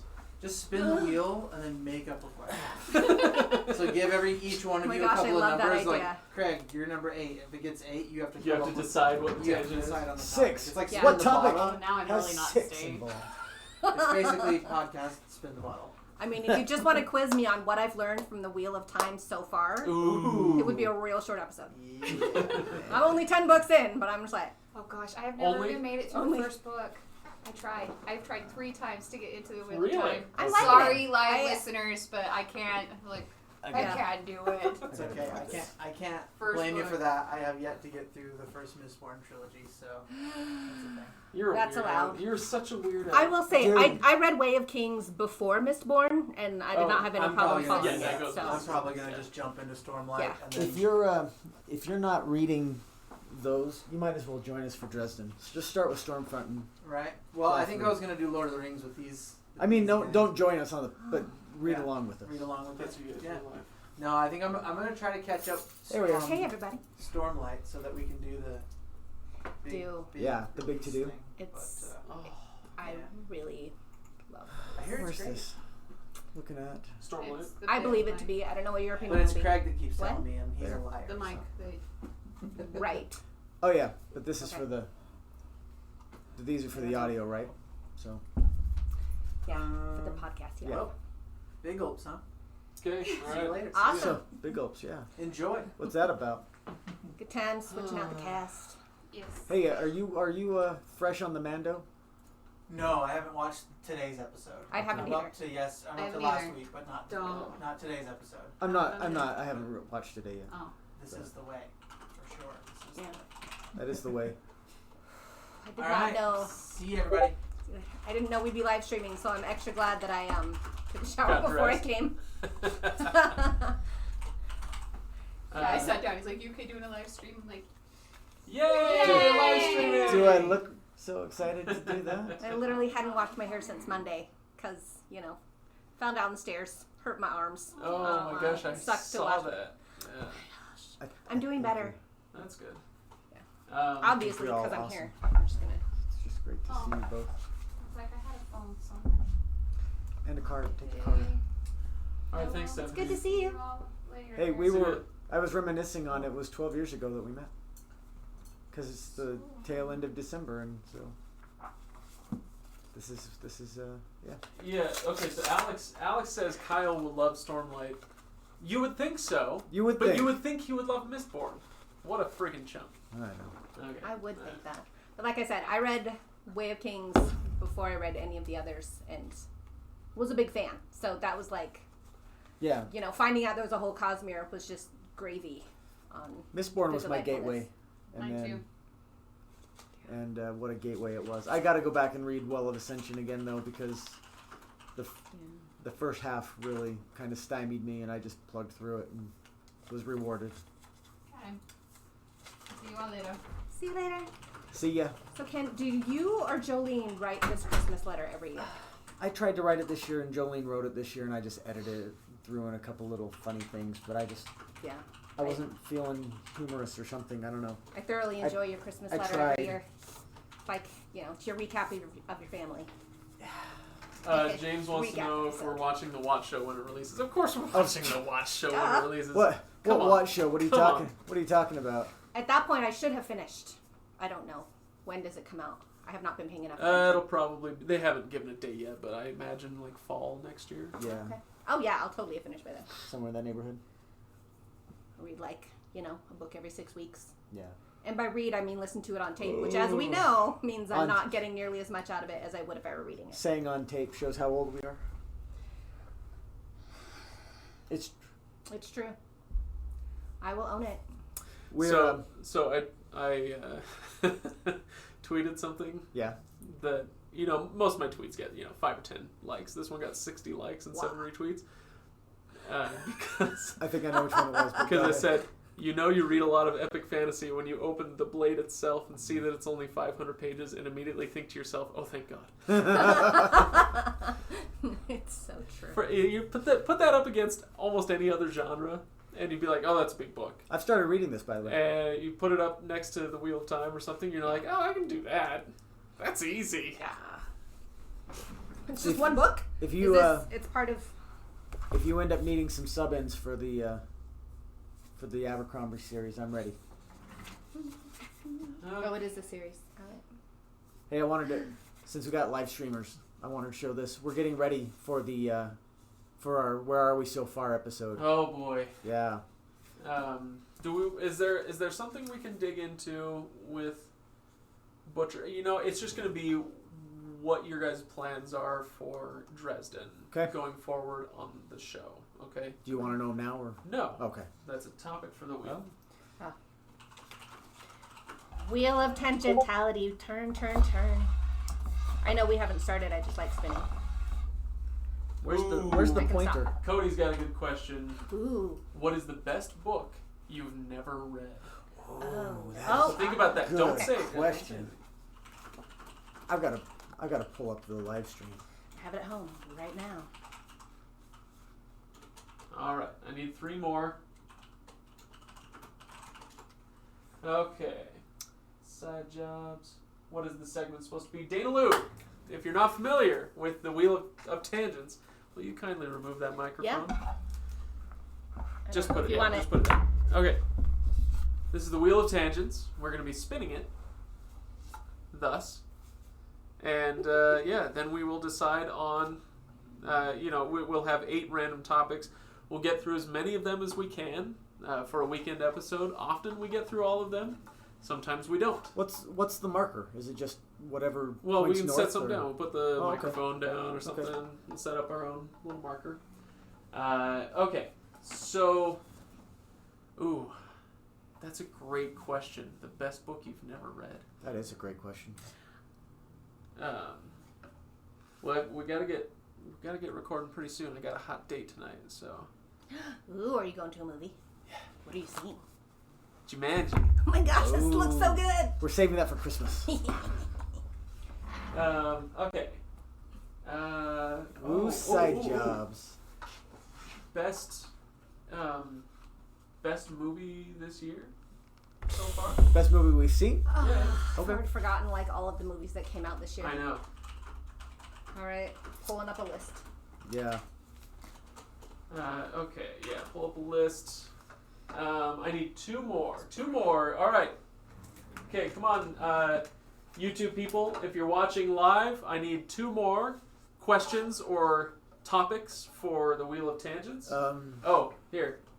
I talked all about the Wheel of Tangents, and I had it on the wrong camera. So. I wondered about that. The camera's having a hard time seeing. There you go. That's the Wheel of Tangents. So, anyway, I'm sorry. That was my bad. So, yeah, we need 2 more topics for the Wheel of Tangents. And where did you get this wheel? This is IKEA. This is a Lazy Susan from IKEA. And okay. then you just painted the numbers. Is it supposed to have different cheeses on it or something? I don't know. It's gonna be like, oh, cheese number 1. Wheel of cheeses. What's your favorite cheese? Don't say cheddar. Man. Cheddar's great, but don't say cheddar. No, cheddar's great, but I mean, if I'm just putting it in my eggs, I really like Colby Jack. Ooh, Or Pepper Jack. I'm a Jack girl, apparently. I really am a fan of provolone. I love brie. I just love I don't know. Like a good brie? I found like a little cranberry cracker at Trader Joe's, and I put brie on it, and it's like the best thing in the history of cheese. Yeah. I actually am a big fan of feta also. All right. So worst TV show of the last 5 years. Here's a funny random. One of these for me. That one is. Yes. A funny random observation for you. Show the people what you got, Megan. I got a nice shiny new book, Skyward by Brandon Sanderson. Wait, no, it is not. This is Starside by Brandon Sanderson. Oh. Signed by Mr. Brandon Sanderson. Signed and numbered. We thought we weren't going to have one of those for you, but we did. And now we do. There was a misunderstanding. Best prequel. Is he talking about Star Wars prequel? Ooh, best prequel. It's got to be Star Wars, right? Well, I would think. Well, are we talking like best prequel? Are we talking like the 3 prequel movies? Are we talking like Clone Wars? Well, I honestly can't think of any other I'm not going to answer right now because if that comes up, I want to have an answer. But okay. Here's my random observation for you. When I was speaking of brie.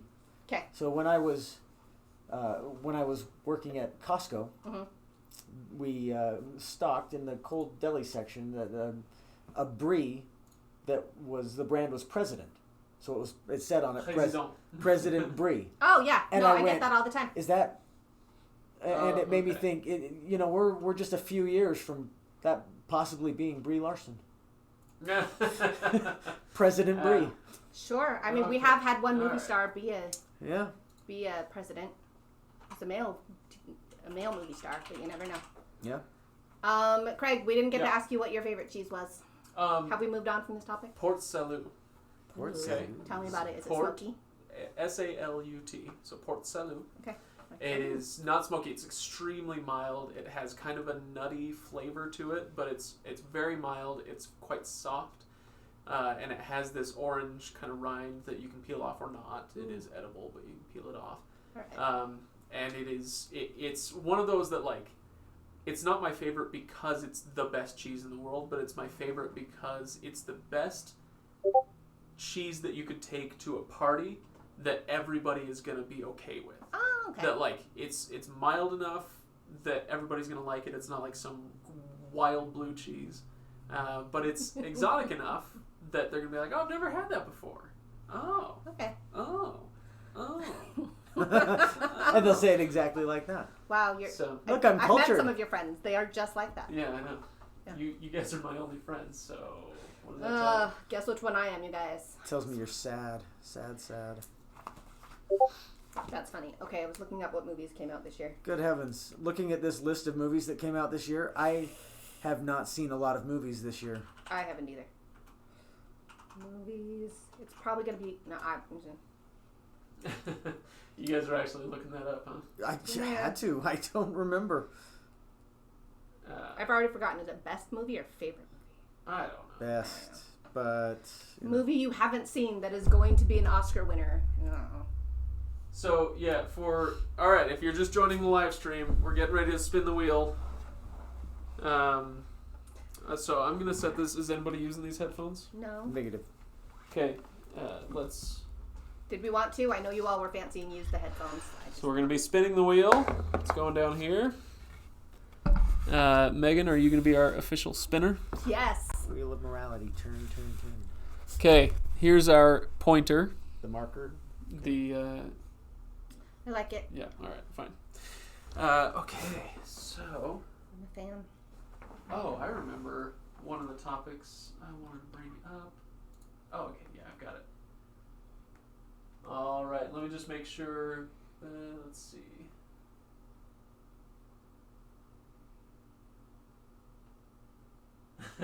Trevor asks, how are 1,000 people not watching? This is the content I need in my life. Right? Aww. Scintillating. Very nice of you. So the reason more people aren't watching is because I didn't know we were going live, so I didn't tell anybody.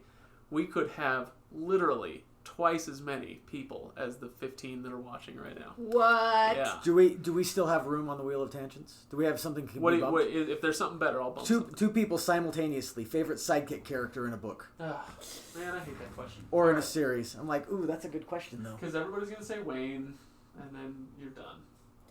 I don't know. That was the first person I thought of, but it was not the third person I thought of, who was I'm probably my bumping the actual Dresden. answer. All right. Oh, okay. We'll just throw that in at the and then at the middle Dana Lou somewhere. asks, what is the most ridiculous gift you have ever received?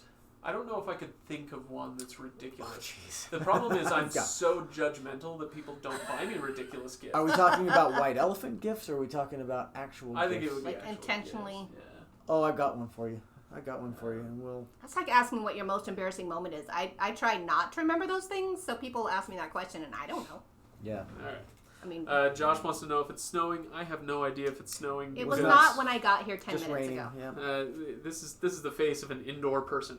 So the outdoors is right out there, and that's fine. It can stay there. The pasty expression of an indoor person. Yeah, exactly. No, I do like nature. I just don't tend to get out into it much.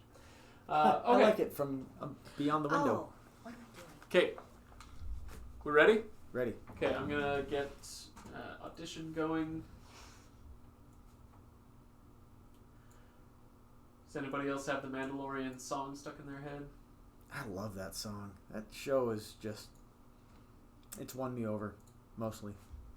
It's really good. I'm still trying to look up movies that came out this year. I know, I accidentally looked up 2020 and I was like, wait, A Quiet Place had a sequel? Wait, Peter Rabbit had a sequel? It's coming up. No, never mind. Peter Rabbit. This is the kind of scintillating conversation that Craig usually cuts out of the podcast. Yeah, exactly. Or puts at the end of it. Yes. Yeah, that's going at the end. Peter Rabbit. Name a movie that needed a sequel less. Oh, I liked the first one. All right. Yeah. Sometimes I need a stupid movie. Okay, we're recording there now. Okay. So, my back is killing me. Oh, I was like sitting like this for the whole last episode. Yeah. And so, Do you need me to walk on it later? Oh, well, we'll see. Okay. We'll see. Okay. Throw light bulbs. Feeling good? Always. Welcome, everybody, to a weekend edition of the Legendarian Podcast. I am Craig, and with me today... Megan Smythe. And also Megan Smythe. I mean, Ken Johnson. That's me. Ken Johnson. All right, welcome, guys. It is a relaxed weekend episode, which means that all of our preparation was done in the last 10 minutes, as is known by the people watching on today's surprise live stream. So, Or it's still ongoing. I can't confirm or deny that.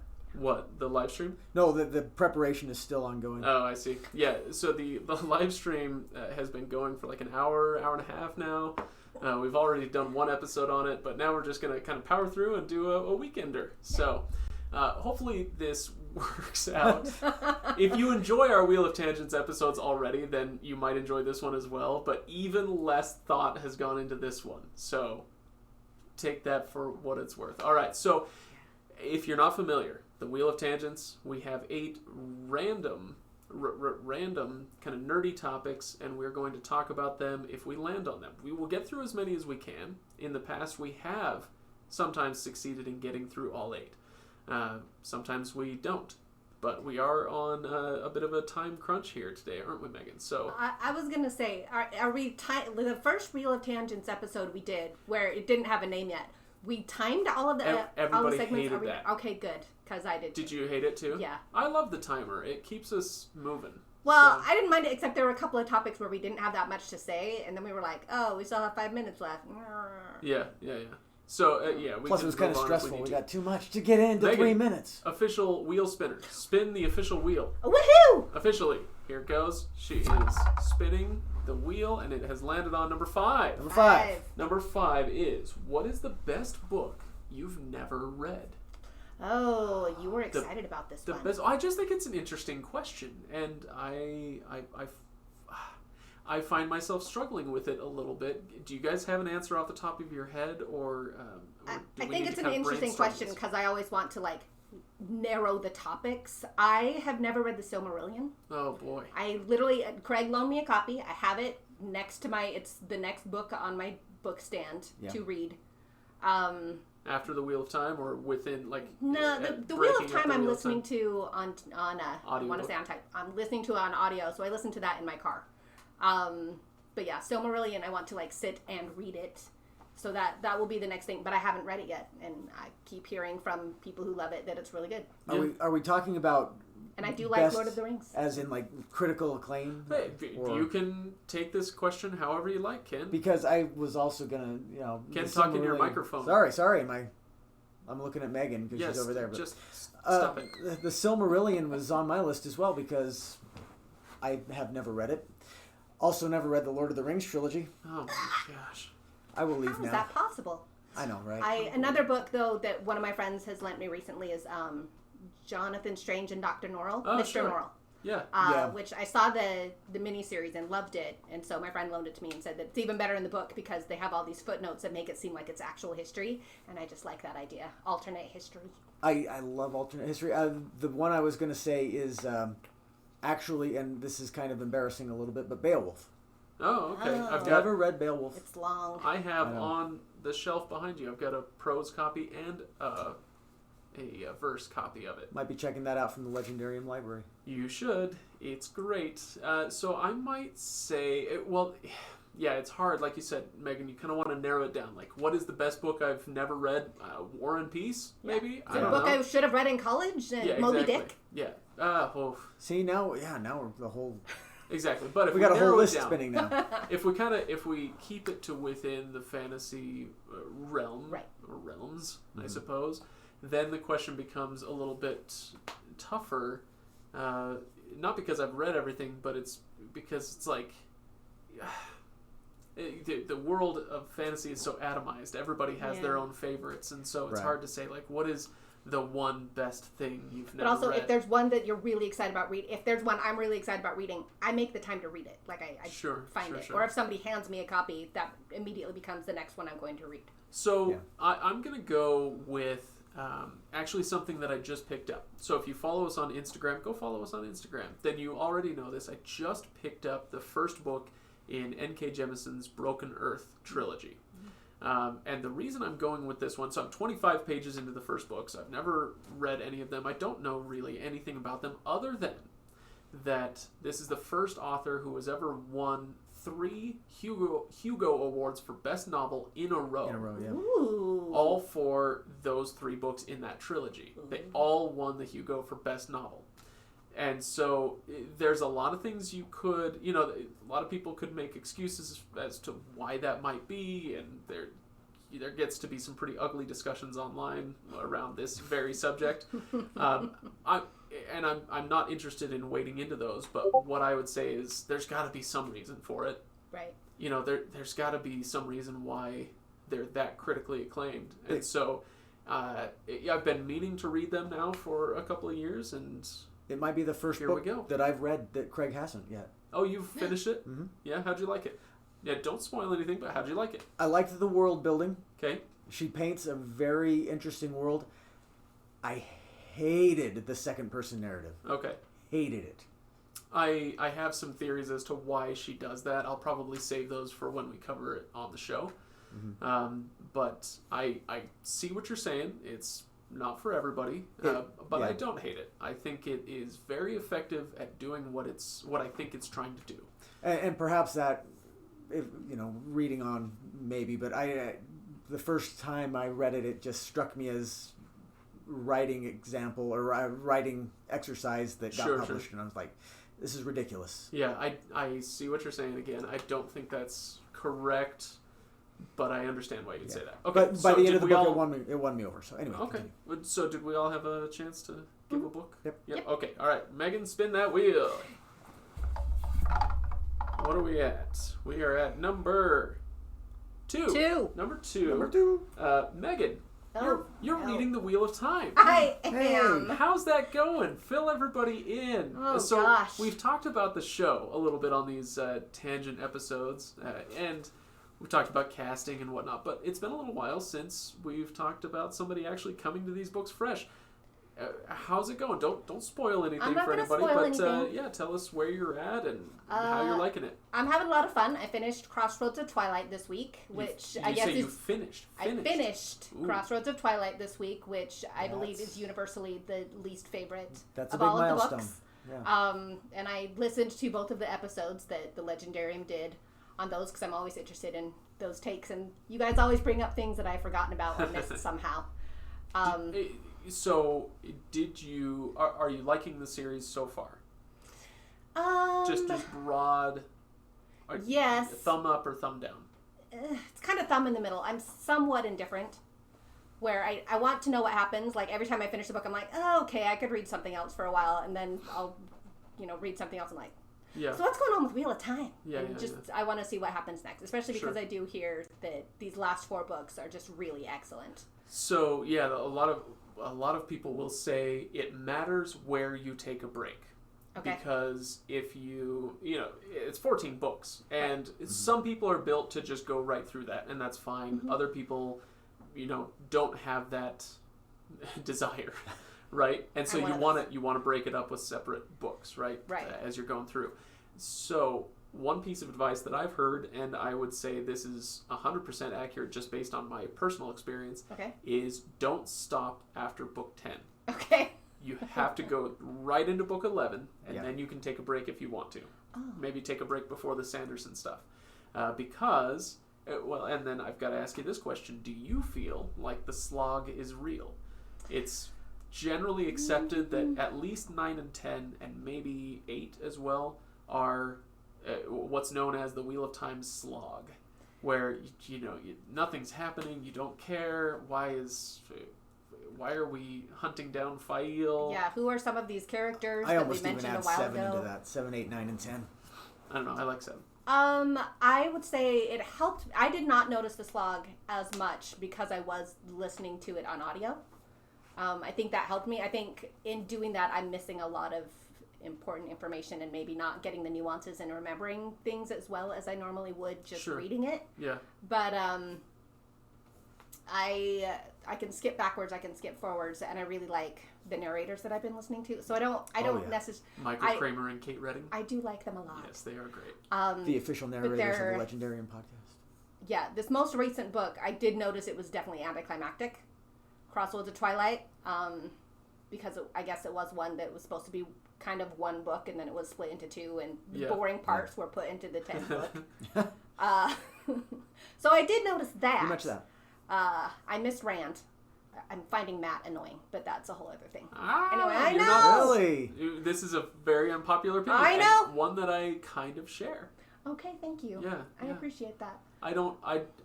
Just to be clear, because I know I'm going to get raked over the coals if I go too strong on this, I don't hate Matt. I don't either. No, I don't hate Matt. It's just, I think one of the things that is most annoying about Matt as a character is that everybody else loves him so much, and I'm like, why? He's fine. He's good. Anyway. I know. He's just so dang whiny. I'm glad you're reading the books. Don't stop after 10. I won't. Okay. Enjoy some other stuff in between, but only after you've read 11. Okay. So, all right. It's fun, though, catching up and then getting to listen to the episodes and see what everybody thought. And you all recorded them 2 years ago, so then I'll follow up with you guys and be like, oh my gosh, when you said this, and you all just look at me like I'm crazy. It feels like it's been so much longer. A little bit more than 2 years ago. Spin that wheel, Megan. Let's go move on to the next one. We're on number 7. All right, number 7. The worst TV show of the last 5 years or so. The worst TV show that you've watched or maybe given up on. I've got mine chambered and ready to fire. Oh. It is easy. Maybe you should go with that then. Yeah, you guys think about it for a second. I feel like mine should be easy, and it was so awful that I've just forgotten it and blocked it from my memory. But mine is called Insatiable. It is a Netflix show. Okay, so Netflix has approximately 8 billion shows that they put out on a weekly basis, and this was one of them. And it just kind of, my wife and I were scrolling through, and we were both like, yeah, maybe. It's kind of a send up of pageants, and it's supposed to be like Heartland, kind of Southern pageant culture, right? Yeah. Okay. But it's terrible. It's really, truly one of the worst shows I've ever seen in my entire life. And I think I made it through, 4 or 5 episodes. I kept trying to give it a chance. But it's... So here's how I would describe the show. Imagine you're an alien. And you are tasked with creating a television show for all the aliens back home on your alien planet. And you're supposed to create a show to describe these human beings. Okay. But you're an alien, so you see what they're doing, but you don't know how to interpret it, and so your television show is off. It doesn't work. Some people might find it entertaining, but as a description of humans, it falls apart. Right? Something's just wrong. This is like that, but the aliens are, some writers in LA, and they're like, oh yeah, I've heard about all these Southern Christians who go to pageants and stuff. And they don't know that stuff. So they don't actually understand the culture. They're just... Yeah, so they're trying to do a send-up of it, and the best send-ups are usually from people within a certain culture. Right, who love it and understand the exactly. ridiculously. So, like, we live in Utah, a lot of Mormon stuff around here, including some really great Mormon parody stuff. Mm-hmm. And, you know, the satires about Mormonism and Mormon culture and all of that stuff. And, you know, all of the jokes that people want to throw out there, you know, who aren't from Utah or who don't know many Mormons, well, they're pretty much all polygamous jokes to begin with. They're old now for us, but, you know, they don't get it. Why would you expect them to? Right. And so that's what this one feels like is somebody was like, I'm going to make a show about Southern Christians. And then you ask, have you ever met one? Well, no, but why would I need to? Yeah. Right. I read all these books, and there was a newspaper article. Yeah. I've heard the stories. And it's and there's a lot of I seldom use this word because it's so fraught these days, but there's some pretty problematic stuff in there. There's the main girl used to be fat, but then she got skinny and now she's happy and popular and doing pageants and stuff, and well, maybe not popular, but anyway. Did you see that movie? Weird.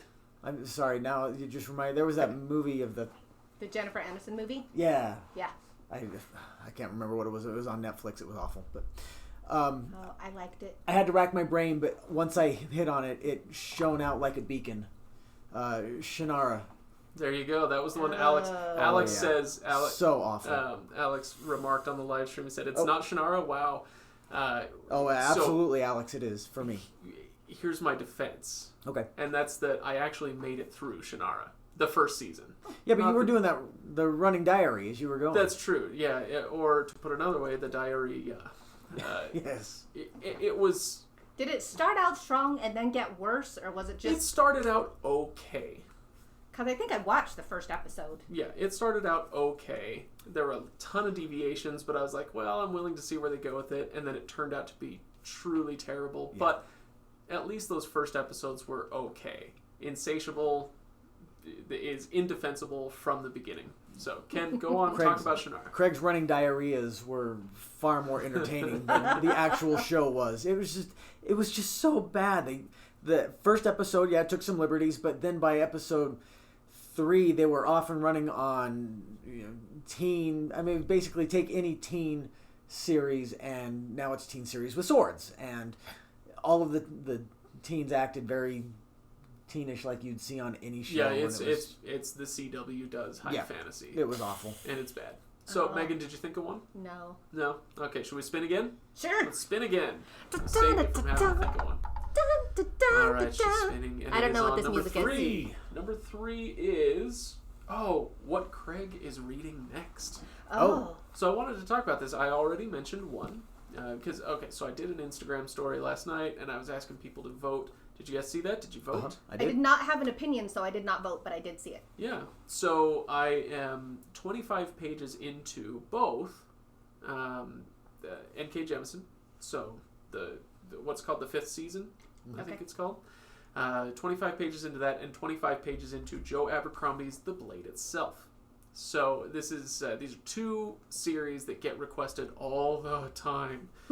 Oh boy. So, and it's not just on Discord and Reddit and whatnot. I get emails on a weekly basis. Why haven't you read these yet? Right. And so, anyway, I'm working on it.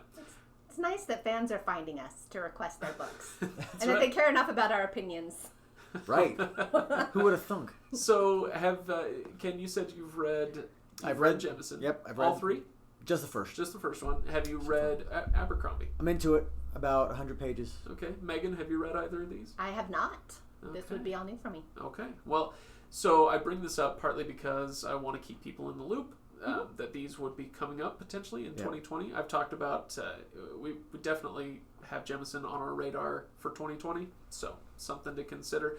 I have a feeling that the teams are probably going to get shaken up in 2020 because some of us have read this and that, and some of us have read the other, and so I imagine... Yeah.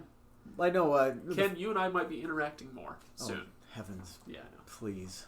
The lightning. Lightning in a bottle. Oh. It's funny. We try not to, let the public perception Wayne too much, but Craig and I actually get along pretty well. It's all right. I mean, we spent 3 days together in Atlanta last year or this year. And and we both so worried about the two of you alone and we both came home. So what's more important? Both came home. All right. Exactly. Anyway, First Law. I'm reading it because everybody kept saying such good punching. So yeah. So I'm so it is interesting when I compare the two that the First Law definitely comes across as more familiar. It is much more like unto stuff that we have already read. And so in that way, it's a bit like that. It's the warm blanket effect. Oh, this is nice. Yeah, I kind of want to keep reading this. With Jemison, as you said earlier, you were kind of complaining about the style that she uses, this second-person narration. Which she doesn't use for the entire book, which is great. But it's when speaking about a certain character. Right. It's so jarring and so wildly stylistically different than anything that we've read so far that it's not a warm blanket. It's more like a cold bucket of water to the face. But in a way, you want that sometimes. You want to wake up and see something different. And even if after that you go back to, if I read Jemison first and then came back to Abercrombie, I would be coming back to Abercrombie a little more alert, I think, after that cold bucket of water to my face, right? Does that make sense? Yeah. Anyway, so that's where I'm at with that. I would be interested to hear everybody's takes on those. Keep it spoiler free, but go hit it up on the on our Discord server. If you are commenting anywhere else, let me know your thoughts on those two series. I will be interested as long as you don't spoil anything for me. Yeah. So let's spin that wheel.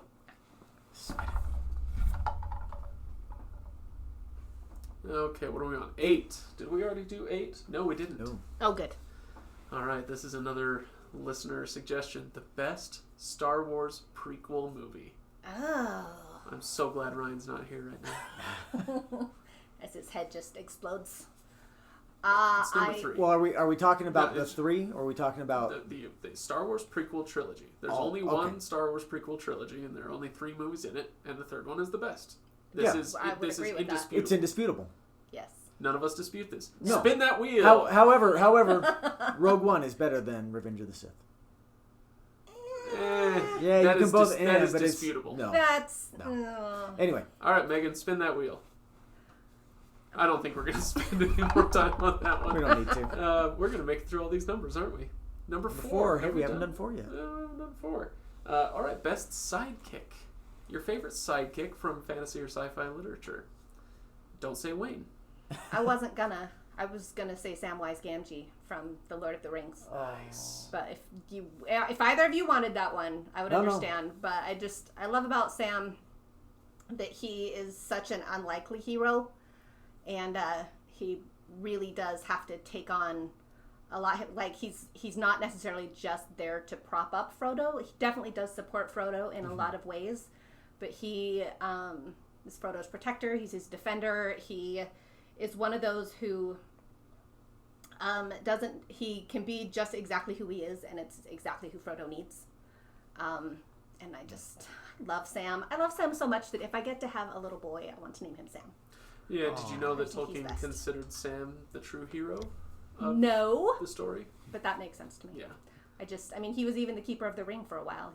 He was such a sweetheart. He got to go and, live with the elves, and there are so many moments with Sam that just make me so happy. Like, he has a song in the first book where he sings this ridiculous song, and everybody goes, "What? Sam, you're funny!" And he's like, yeah.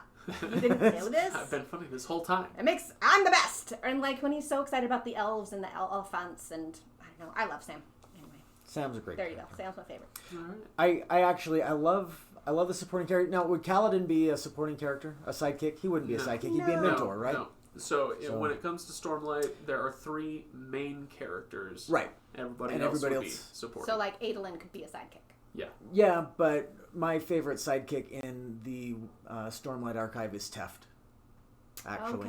Okay. So I love characters like that who are the older, not necessarily a mentor, but they're the older voice in the ear, the Jiminy Cricket, Sure. Just dispensing a little bit of direction to the main character, and they've maybe a little bit battered and broken. Sure. Jean in the Liza Locklemore, kind of the same way, even though he's not older, but he's still kind of that same vein. I love characters like that, but I think Teft might be be the one for me. That's a good one. Actually, you brought up the one that I was going to say, which was Jean. Oh, okay. I really like his character, partly because the way that he works in the story is as he accepts that he's the sidekick, but he knows, and Locke knows that if it weren't for Jean, then Locke wouldn't be able to do what he does. Yeah. He is vital to that pair. He's vital to every team that he's part of, and he knows it. But he also accepts that he's not the one with the the oodles of charisma, right, kind of dribbling out of his pores. That's Locke, right? Yeah. And so I like how self-aware he is in that way. I think that's the mark of the good sidekick, though. It's the one who says, "I know I'm the sidekick, and I know the good I can do in my lane." There you go. I like the sidekick. What have we not done? What have we not landed on? And is this going to be an ultra short episode? I mean, we can keep going. Go ahead and spin that wheel, man. Okay. Six the only one we haven't done. Oh, should I just move it to 6 then? 2? 6 and 2? Yeah.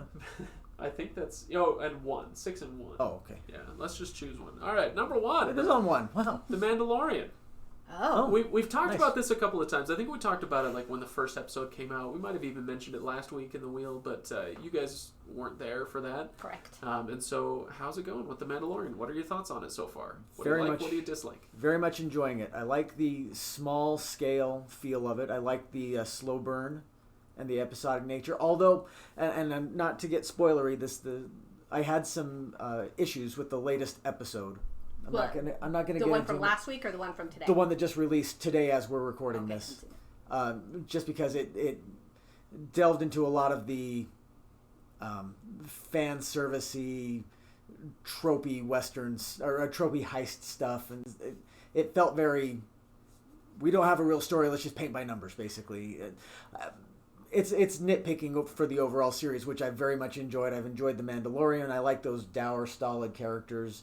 The man with no name. Yeah, the man with no name characters. I like westerns, so it's kind of speaks to me. I think that's interesting that you were bugged by the tropiness, because every episode I've watched, I've been like, oh, okay, so this is the episode where they go to a small town. Yeah. And teach everybody how to protect themselves. Yep, they had the Seven Samurai episode. Every episode has kind of its... And this is a thing that we do in this kind of literature, and this is which I've quite enjoyed. I think the storytelling is great. I think Baby Yoda is adorable. I'm the girl, I had to say it. Everybody loves Baby Yoda. I think it's interesting, acting-wise, for the guy who plays the Mandalorian, that he doesn't have any facial expressions, because he doesn't ever take off the helmet. And I hope he doesn't. I just really hope he never... Ever? Right. Interesting. Yes. Now, I don't know, maybe if the show ends, but also if that's the code of the Mandalorian, not to take off your helmet, and if you take it off, you can never put it back on. I hope he never takes it off. Now, I did love in the one episode, the Seven Samurai episode, where we see him take off his helmet, but we see the helmet on the table. We don't see him with his helmet off. But it's kind of annoying to me when they'll do some kind of emotional close-up on his helmet, where you can see that he's apparently feeling feelings, but since there's no facial expressions, it's like, So I feel the same way when I watch some kind of nature documentary where they're zooming in on some, something is happening, they're going to zoom in on this animal, and I'm like, this is not a person, we can't see their face, they don't have human emotions. Right. Whereas the Mandalorian, we know that he does have human emotions, but we can't tell what those are necessarily, so I feel like those moments kind of fall flat for me. Although in the last couple of episodes, I feel like he's doing a better job of expressing emotion, even though he's got a helmet. Yeah. Even though you can't see the emotion, but you can see how he's expressing it. Yeah. I do like all of the side characters, though, that keep coming up. Yeah. Like Amy which Sedaris ones? made me so happy when Who? she showed up. She was the... in that last episode, she was like the grizzled lady who owns the port. Oh, yeah. It was like, I'm going to watch his kid and then charge him for it. So one of the problems that I have with it, because I'm enjoying it as well, but I do want to bring up this whole mask issue. He can't take off his helmet, and so he can't project any emotion. And Ken, you like that? For me, it doesn't quite work because I need something to latch onto, and I can't latch onto the Mandalorian emotionally. Right. Right. And so I think that's one of the reasons why people love Baby Yoda so much. Well, I'm sorry. What I need is a sidekick who I can do that with. And Baby Yoda, as great as Baby Yoda might be, it does not fulfill that role. Right. Baby Yoda is just cute. He is there to sell toys. Right. Yeah. And that's fine as far as it goes. I'm fine with. It's also a nice wrinkle to throw into every episode. Like, he's got to do these cowboy things, but then he's also got to make sure that he protects his kid. Yeah. So it's a juggling act that I appreciate. But I don't have anybody that I care about through the show. So Carl Weathers was there, Gina Carano was there, and Werner Herzog was there. And, all these characters come in and then they leave. And some of them are better than others. That kid on the Tatooine episode was terrible. True that. But anyway, we have all these characters, and then they just go. And this is and does that make sense? And so every episode is fine, but as a show, as a running show, I kind of I think I said this last week, where on every Friday when it releases, so they release The Mandalorian on Friday, but then that's also when all of the Apple TV shows release. So C and The Morning Show and For All Mankind and so on. And every Friday I find myself much more eager to go watch those. Sure. And so, but I'll watch The Mandalorian and I enjoy it, but I don't care. It's not pulling me in every week. Yeah, it's more about the situation and less about the character. Yeah. Okay, the last question. Ken, go on. No, I wanted to build on your complaint about the supporting characters. It's more of I think it's an unfulfilled expectation of mine going into the show. It's like, we got all these great actors who are going to be on this show. I didn't realize going into it that they were only going to be on one episode of the show. I thought they were going to be. This is the supporting cast. We're going to see Carl Weathers every episode. We're going to see, I was like, Bill Burr is going to be in Star Wars. This is going to be awesome. Oh, okay, he's gone. Anyway, Bill Burr. Yeah. I love Bill Burr. Didn't like that? I did not, because all I saw was Bill Burr. I'm like, I'm not seeing a Star Wars character. I'm seeing Bill Burr acting. I'm like, I don't know. I'm not with you there. I like Bill Burr. I like Bill Burr. I love watching him on all the things he does. I love his stand-up, but that's how I feel about watching him act. John Travolta and everything he's in. So I'm like, okay, episode 7's coming up. This must be the one where Giancarlo Esposito comes in, and then we never see him again. I don't want that to be true. Well, I know. I was very upset. It's the going thing. I wanted more Ming-Na. Right now, yeah, Ming-Na. That's another one. I'm tempering my expectations, but I'm hoping by season 8 we get something a little bit more serial and a little less episodic. Yeah. I don't know. All right. Well, should we do our last question? Please. Sure. So the last question is the best movie that we've seen so far in 2019. This is what you guys were furiously trying to remember. Yeah. Because, frankly, this has been a terrible year for movies. Yeah. Absolutely awful. Now, that's not to say that there haven't been diamonds in the rough, but it has been pretty rough out there. Yeah. And so, for every Endgame, there's a Pet's Life 2 or something, Yes. I should say Angry for Birds every 2 was delightful, but for wasn't every the best movie. Endgame, there's 10 The Secret Pet's Life Life of 2s. Pets. Yeah. Is that what it is? Secret Life of Pets. There you go. True. Anyway, okay. So favorite movie though that you've seen this year. Let's think through some of what we've seen. I enjoyed Hobbs and Shaw, but there was too much of it. I thought it fulfilled on its promise of exactly what it was supposed to be, but it was what it was supposed to be plus another 35%. Yeah. So it's just too long to enjoy. I could see that. To put in my favorites category. I scrolled through a list of the top 50 movies of 2019. It was number 28 before I got to a movie that I'd actually seen. Oh, nice. Was it Mission Impossible? It was Endgame, I think. Yeah. And I think Endgame was probably my favorite movie I saw this year. I enjoyed the emotional impact. It was long and there was a lot going on in it, but I really like what they did with all of the characters.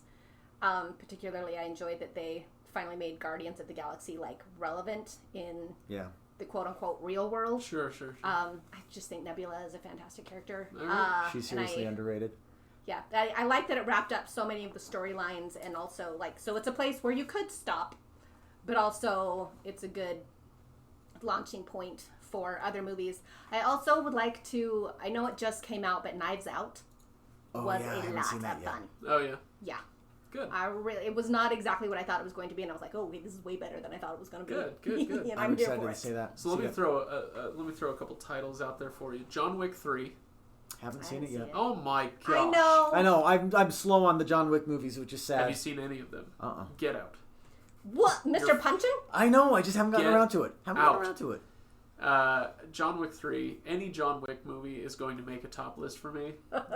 I'm very excited to see them sometime. No, you're not, because you haven't seen. Because I haven't seen either Pacific Rim movie either. It's like when you have someone who like a really undependable friend who's never there for you, right? But they're always like, "Oh, I love you," and you're like, "No, you don't. No, you don't. You clearly don't, because you're not prioritizing me." Yeah. Right.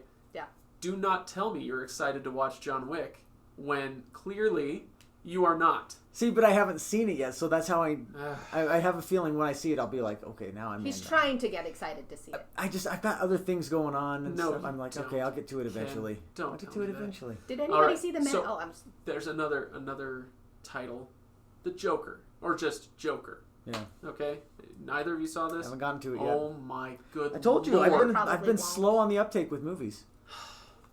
So this was an especially rough year at the movies for you guys. Yeah. Yeah.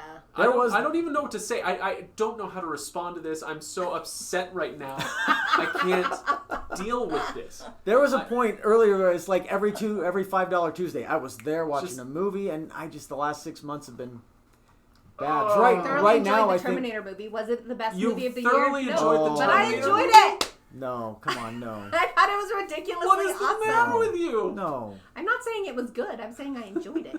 Fair enough. Fair enough. Right now, I think Fallout is on my list, and that's only because I haven't seen Ford v Ferrari yet.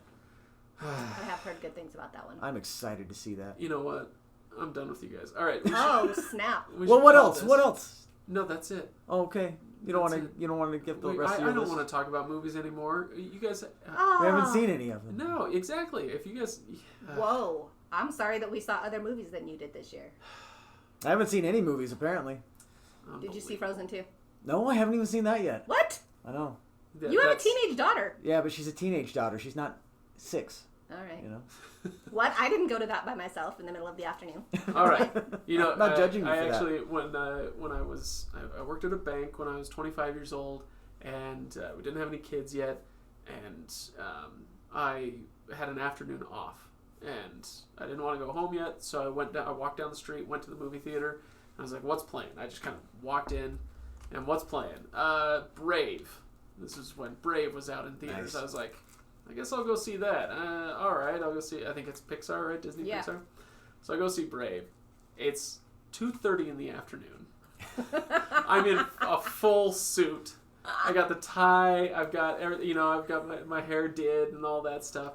Because I worked in a bank, and so here I am, this like somewhat well-dressed man in the theater alone with a bunch of like moms and their gaggles of children.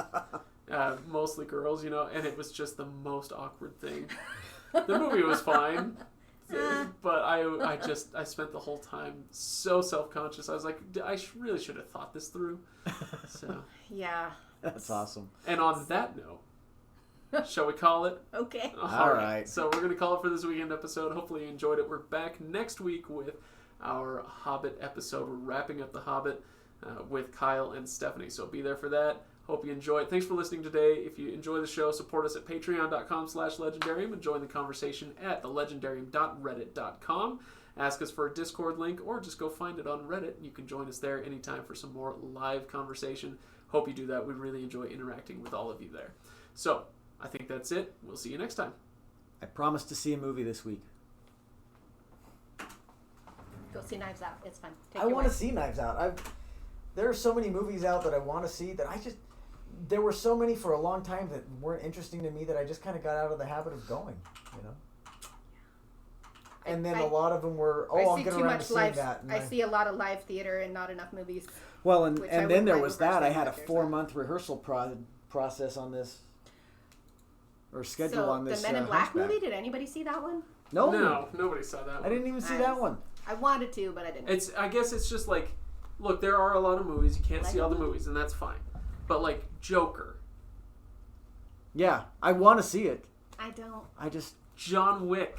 Yeah. You don't even want to see. Well, that's a little more excusable for you, I suppose. It is definitely a guy movie. I don't.